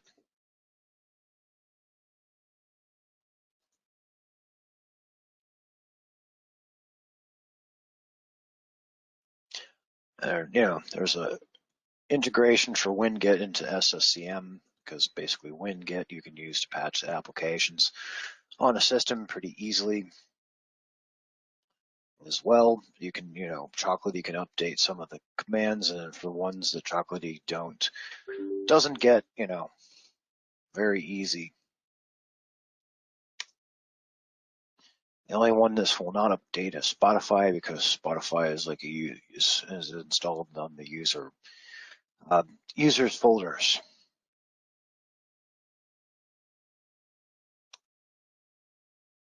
So like if you have virtual machines and stuff like that for Uncle Sam, you can keep all of the Firefox and all of the Chrome and all the other goodies from being, penetratable by running, like Chocolatey and or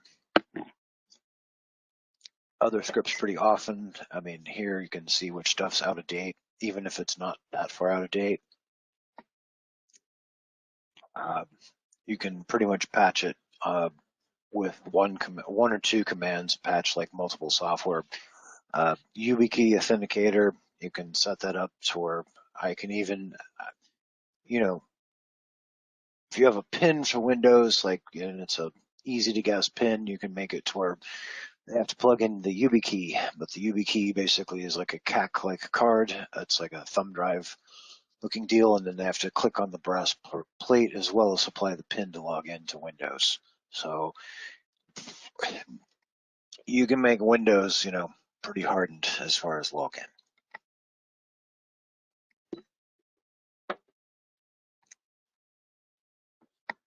So, all of these applications over here, WinGet will update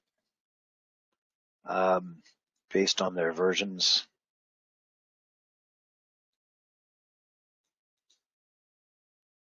So you can, keep all of any applications you install for users, developers, and otherwise fairly, up to date.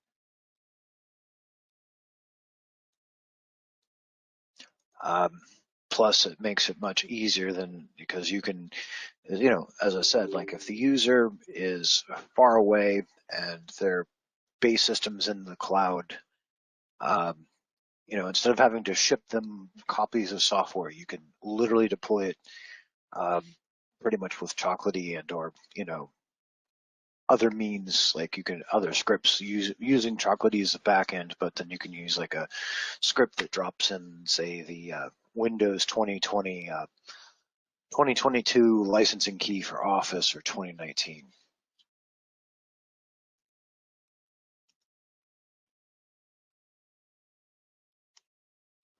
And if you've ever seen, apt-get for Linux, for especially Debian, uses pretty much the exact copy-paste syntax.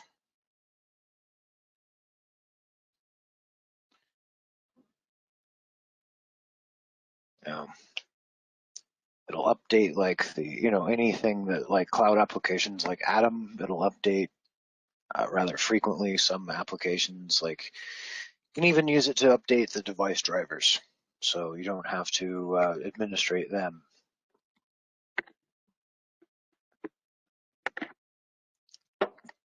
The nicety of it is I can use the Windows Task Scheduler to also administrate some of these, so like my stepson and my fiance aren't nagging me because, hey, I've got a virus, or hey, why am I getting my Chrome as like out of date, or takes one less worry out of my head because I can fully automate it. And SSCM you can integrate Chocolatey 2 to basically be an app store for it. So SSCM will do the dirty work, and then Chocolatey just provides the back end. But I can also dump the configuration from a machine that I like and basically save it as a backup file, and then get Chocolatey to do it. If I want to provide like the App Store type of feel for users, if you're doing like the bring your own device type deal, you can deploy Citrix, whole 9 yards.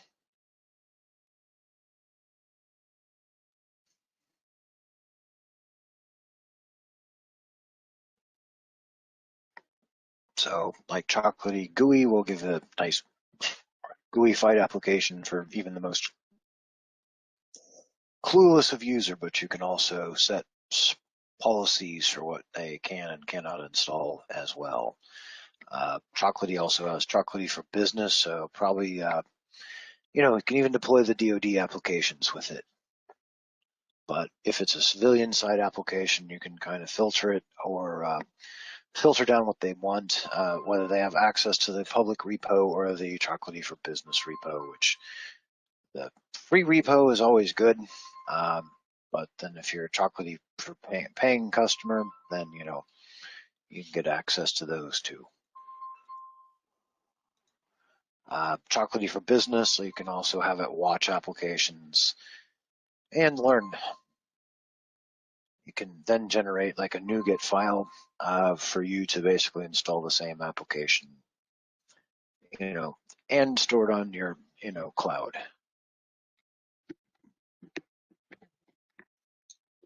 For Puppet, Chef, SaltStack, or even Ansible, Chocolatey for Windows is the preferred backend already. Ansible, if you have Ansible for automating Windows deploys, it will do much of this as is.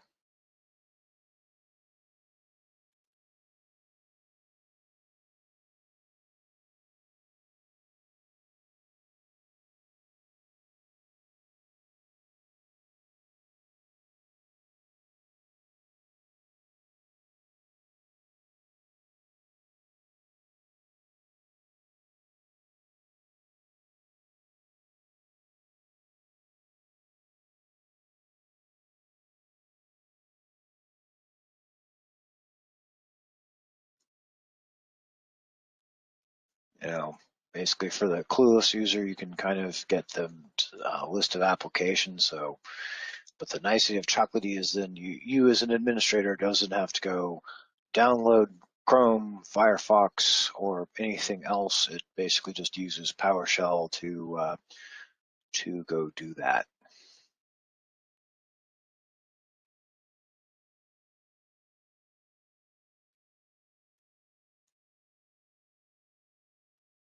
And this will populate a list of applications, but because a lot of like you could have the OS, super hardened, but hey, if Chrome has got a vulnerability, then it'll come by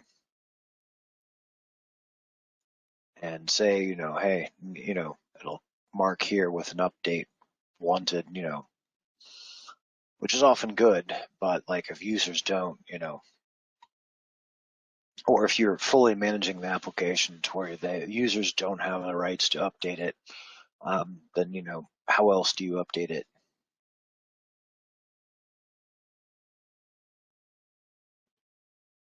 So yeah, you could use this to also automate their virtual terminal and the applications that they get access to. And whether, update them or not. WinGet right now is a bit slower, but it's Microsoft's own, but there's a lot of other applications, like here's like the ID of the application, that's basically the name of the application. If you want to deploy it in an automated fashion, Slack, if you're using Slack or Zoom, Golang.go for the Go programming language if you need that for your developers.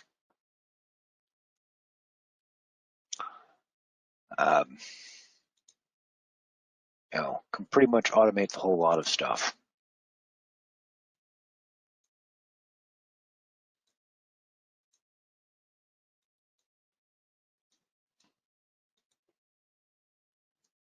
I'm not into DevOps, but too much, but I'm familiar with the other stuff being there.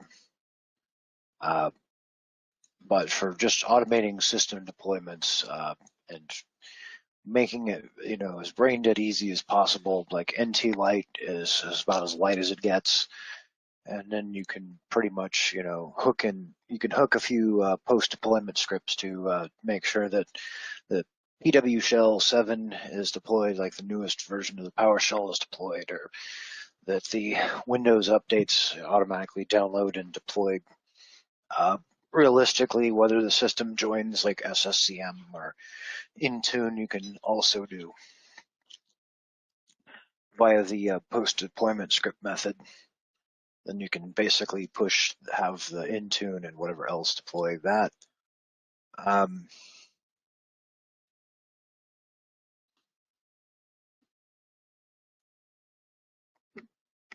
Right, but this is useful, but not on the test.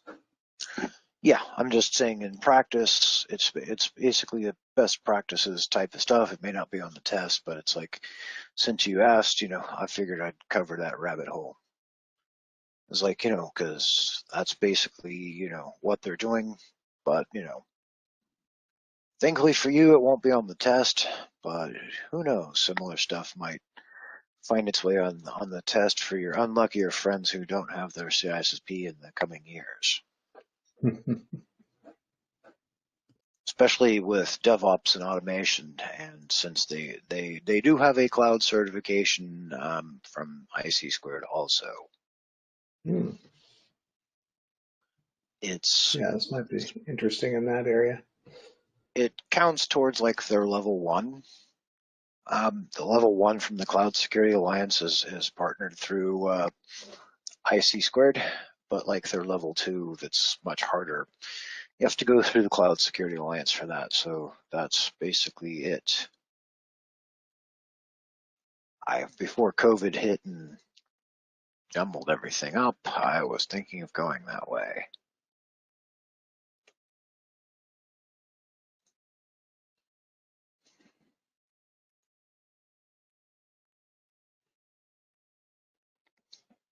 And it looks like I need to get the second edition off of Amazon because, like, my old book, Lincoln, it's already, toast.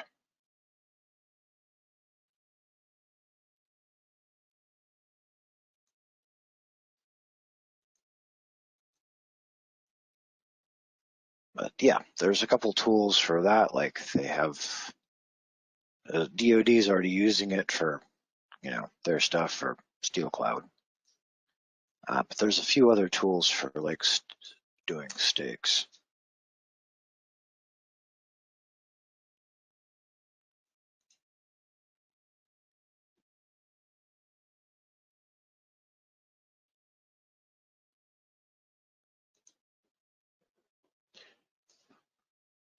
The other tools I might have shown you might be more on the, CCSP related area, but, since you're pretty much doing DoD and FedRAMP and, DevOps is becoming, even penetrating every organization. It doesn't matter whether it's DoD or not. Eventually, it's pretty much penetrating. But basically, cloud security related. Yeah, it's good to know about these tools. I appreciate the sidebar. Hey, no problem. Because, like as I said, even as like a former small business owner, I'm just saying NT Lite. I've even used it during WannaCry. So I had to basically show some poor SOB bastards how to patch their golden image with it. They're like, well, how do we fix our images? I said, for right now, the malware won't detonate if I integrate the patch. You can then basically open up the WIM and mount it to a disk and then scrub out the piece of malware and then close your WIM and save it after pruning the virus away. At first, I have to keep it from detonating so you can get your servers back. So I had to show them how to use it to patch their systems and then basically deploy. Basically rebuild their USB key and start, going around and rebuilding it, because even their backups were infested at 6 months, because WannaCry had quietly hit all of these healthcare facilities like 6 or 9 months in advance and just sat there like a time bomb.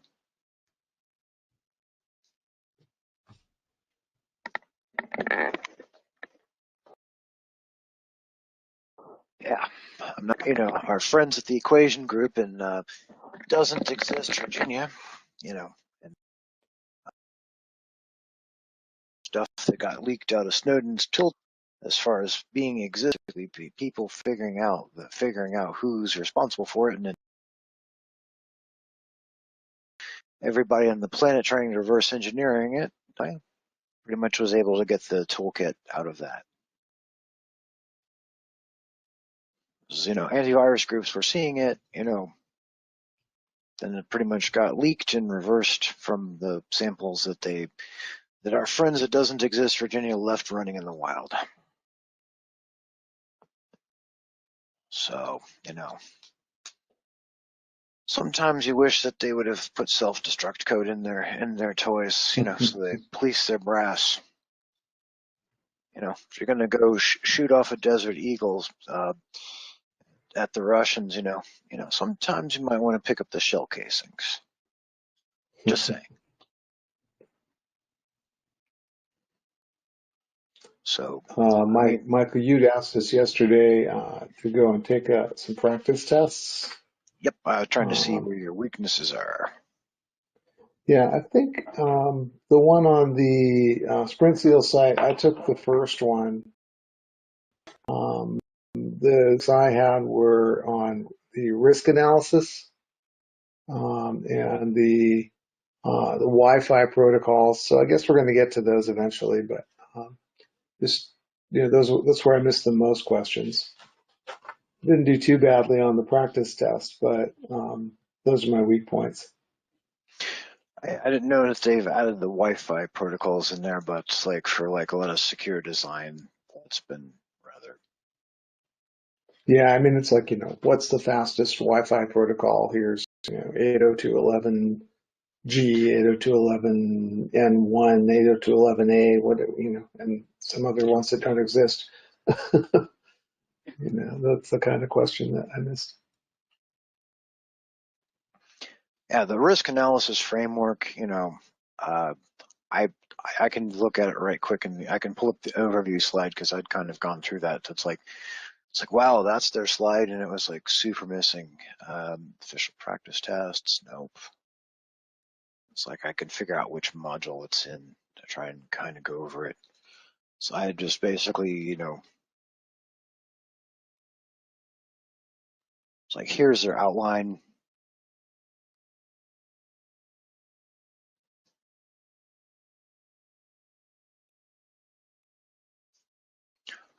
Domain 1 is basically going to be your risk management type of frameworks. It's usually going to be business impact analysis, develop and document and scope planning. Basically, if you've ever STIG systems or basically had initial requirements for DoD, it's hey, what does the system require to run? What's the scoping? What's the documentation for it, etc. So, it's basically that. And then, that's the other reason why the DoD was, is hesitant on doing laptops, even though that bring your own device and then having a CAC card and other stuff onto it, would be fairly simple to have unclassified laptop that can reach classified resources, because then, if the user is made to carry that card in their wallet, or a YubiKey on their keychain, as well as a CAC card and biometrics, fingerprint reader and stuff like that. Basically, if the laptop's stolen, there's nothing of value on the system at all, because that's basically their business impact analysis. If someone steals the laptop and then eventually decrypts the hard drive, they can get access to all those secrets. The point of just a nebulous, Dell encrypted laptop with with a basic level of BitLocker, and just like any other corporate laptop that has nothing interesting on it, and no, not much storage space, and just enough there to boot and for the user to do their workload and or connect to like a secure cloud infrastructure and run like a Citrix or FedRAMP Amazon, desktop. If the laptop's gone, then basically the cost of the laptop is pretty much what's gone. Mm-hmm. Any data and stuff like that, I mean, it's like where I used to live, like they had a secure cloud storage.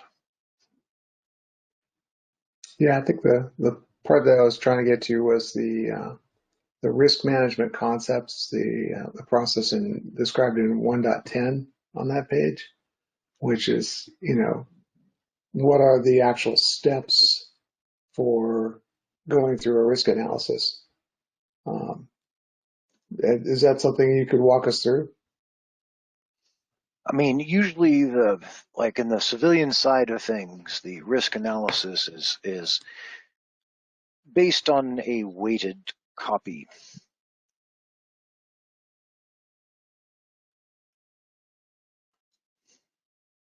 Because, at the end of the day, say your boss gives you $100,000.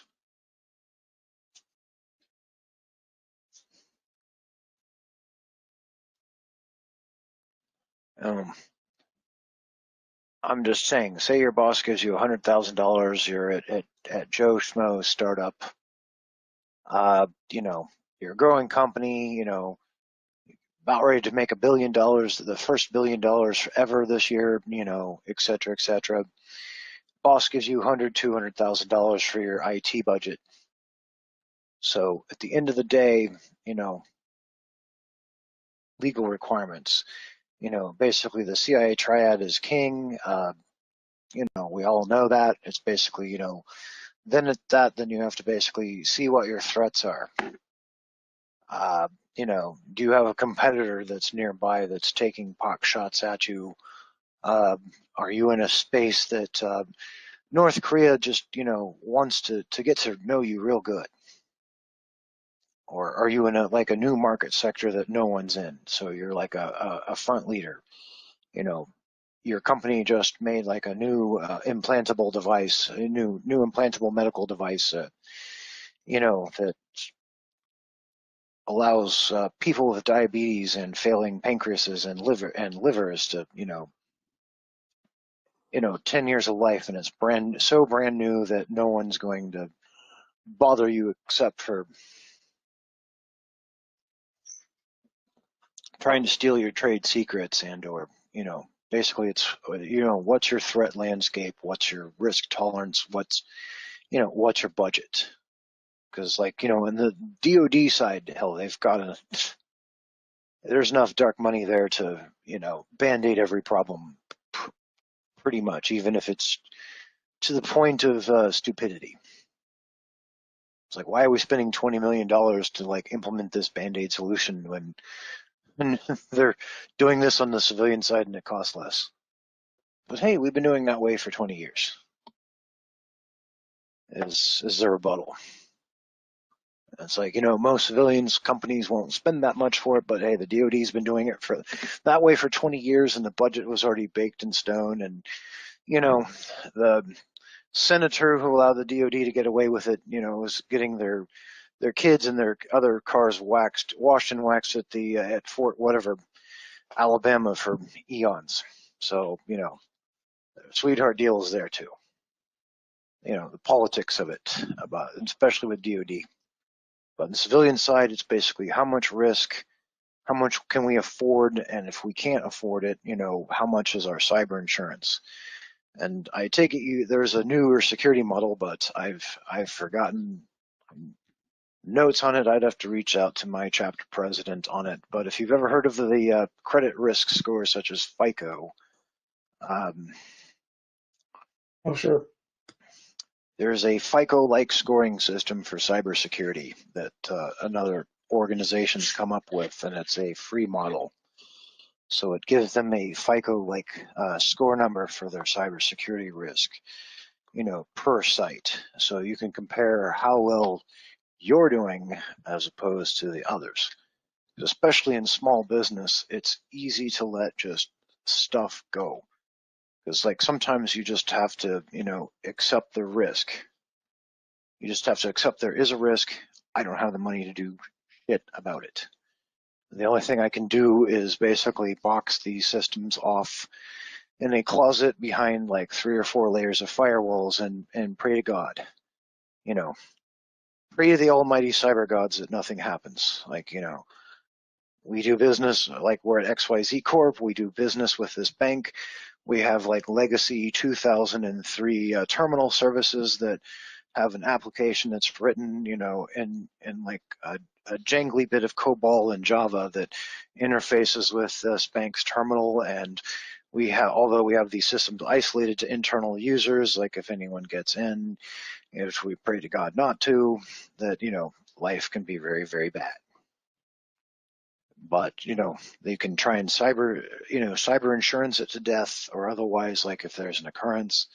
So you can at least have enough cyber insurance, like if a user's account gets drained and hacked, that your cyber insurance will, the bank comes knocking on your door, that you can cover it and do something. But in the meantime, you basically have to eat the risk and say that, we can go over to overseas developers, or, find some good developers and pay them, a decent salary to develop a new application that runs in Linux and or Windows, terminal services 2019 or 2018, which is what a lot of companies have had to do, like for like mainframe applications especially, or heavy legacy applications. Like a lot of the other one too is Docker containers. They're paying developers to try and move like those Windows 2003 components into like Docker containers that they can more readily firewall off, because it can give you that interface to the legacy application, but you can have the Docker container running more on standby. If no one's using the web-enabled terminal service for the legacy application, it basically sits there on standby and is disconnected. So it's basically spun down. So it's basically, you can spin up on demand, give you access to those legacy resources that are insecure in a more secured fashion, if that makes sense.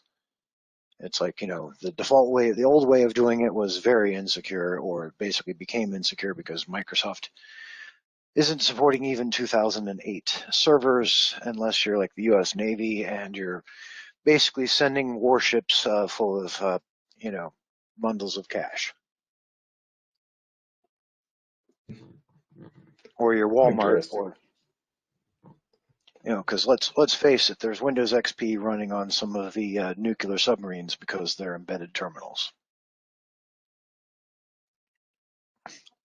If you look terribly closely at Walmart and Walgreens and others, even some banks and ATMs, they're still getting updates for their Windows XP. They're just paying an arm and a leg for it. But no one else is. Microsoft will give you the special support packages and still backport patches for those legacy systems, but you're going to pay for it. So, pretty much the US Navy and like the other military places that still have embedded Windows XP systems, they're pretty much floating, the US Cashy Hawk past Microsoft and docking it in Microsoft's banking terminal. Pretty much every year, to the tune of millions, like $10, $20 million a year, just for custom updates. But like Walmart and pretty much else is probably part of that consortium too, because they have half of their cash registers, including those U-Scanits, are using embedded Windows. Because like when the recession hit, I had to go fix cash registers instead of doing like, server deployments and stuff that I was used to doing, or anything good. So, often I had to go do cash registers or fix laptops. and play the Dell card game.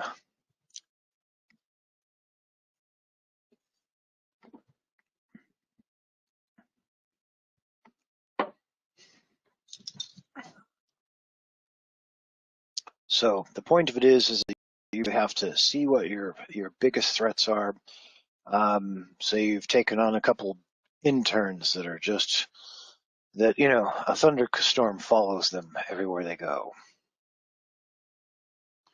I mean, even if you have a managed cable system, they can manage to find a network cable and get their leg trapped into it and like yank down your whole entire network just by like looking at your server room. They're like super accident prone. They're just clumsy as heck. So, you have to plan for those type of people too, or just people that are just super bungling. They don't mean it. They're like granddad, granddad CEO. Oh, hey, this looks interesting. I want to try it out. But, oh, I didn't know it was a virus. Man, I thought it was a fun game for my daughter.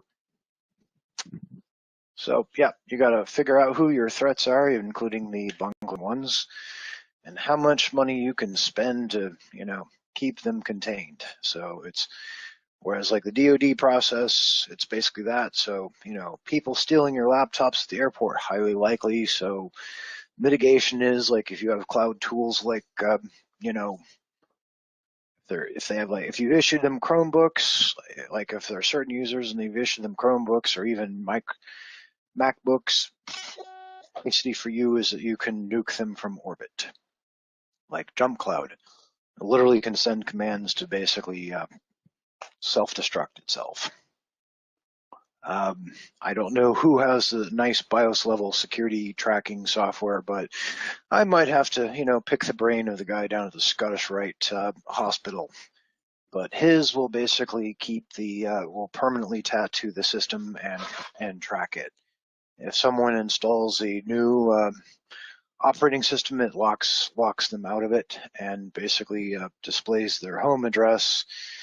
And they can send the police at any time, but they'll have a nice warning screen that pops up on there when the system tries to reprovision that says, if you drop it off at the security desk, no questions asked.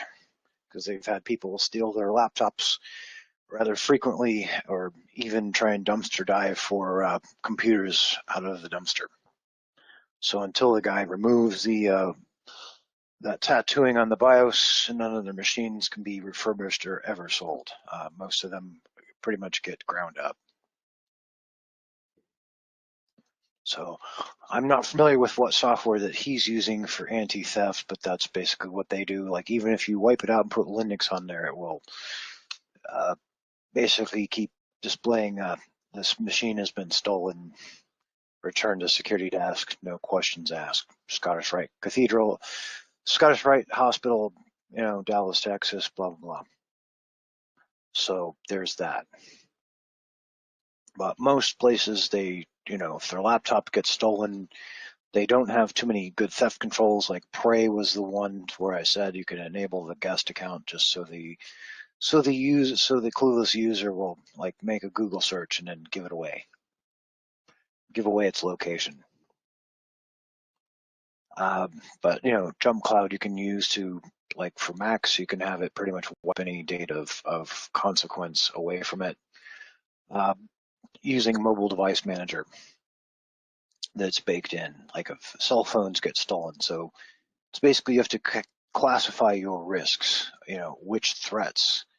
Do you have competitors that are likely to spy on your organization?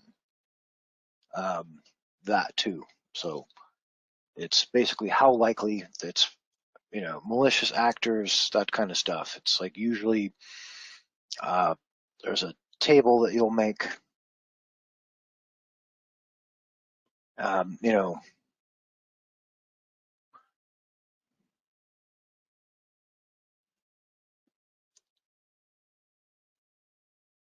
so FRAP is basically that. The other one for risk controls is like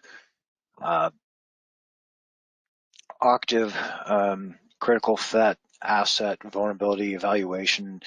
self-directed. COBIT is another one if you needed to do more audits.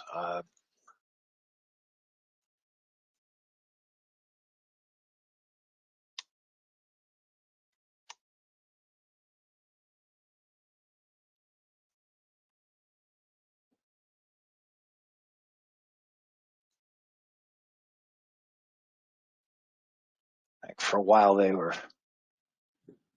like the local place there had a cloud, thing. When I used to live in Indy, they used to host certain meetings for like security and other events there for after-hours conventions. Anyway, here.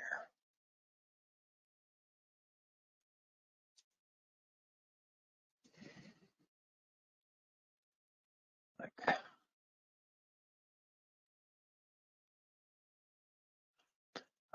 High Trust is another tool that was some of the seed money came from Intel. It's often used to lock stuff down and or provide extremely granular controls.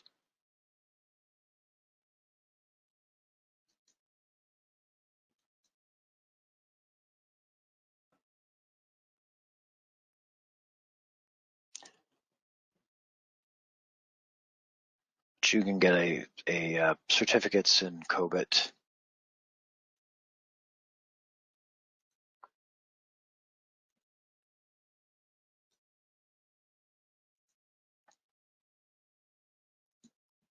Get their servers up. Yeah, it looks like they've migrated against from their red CMS.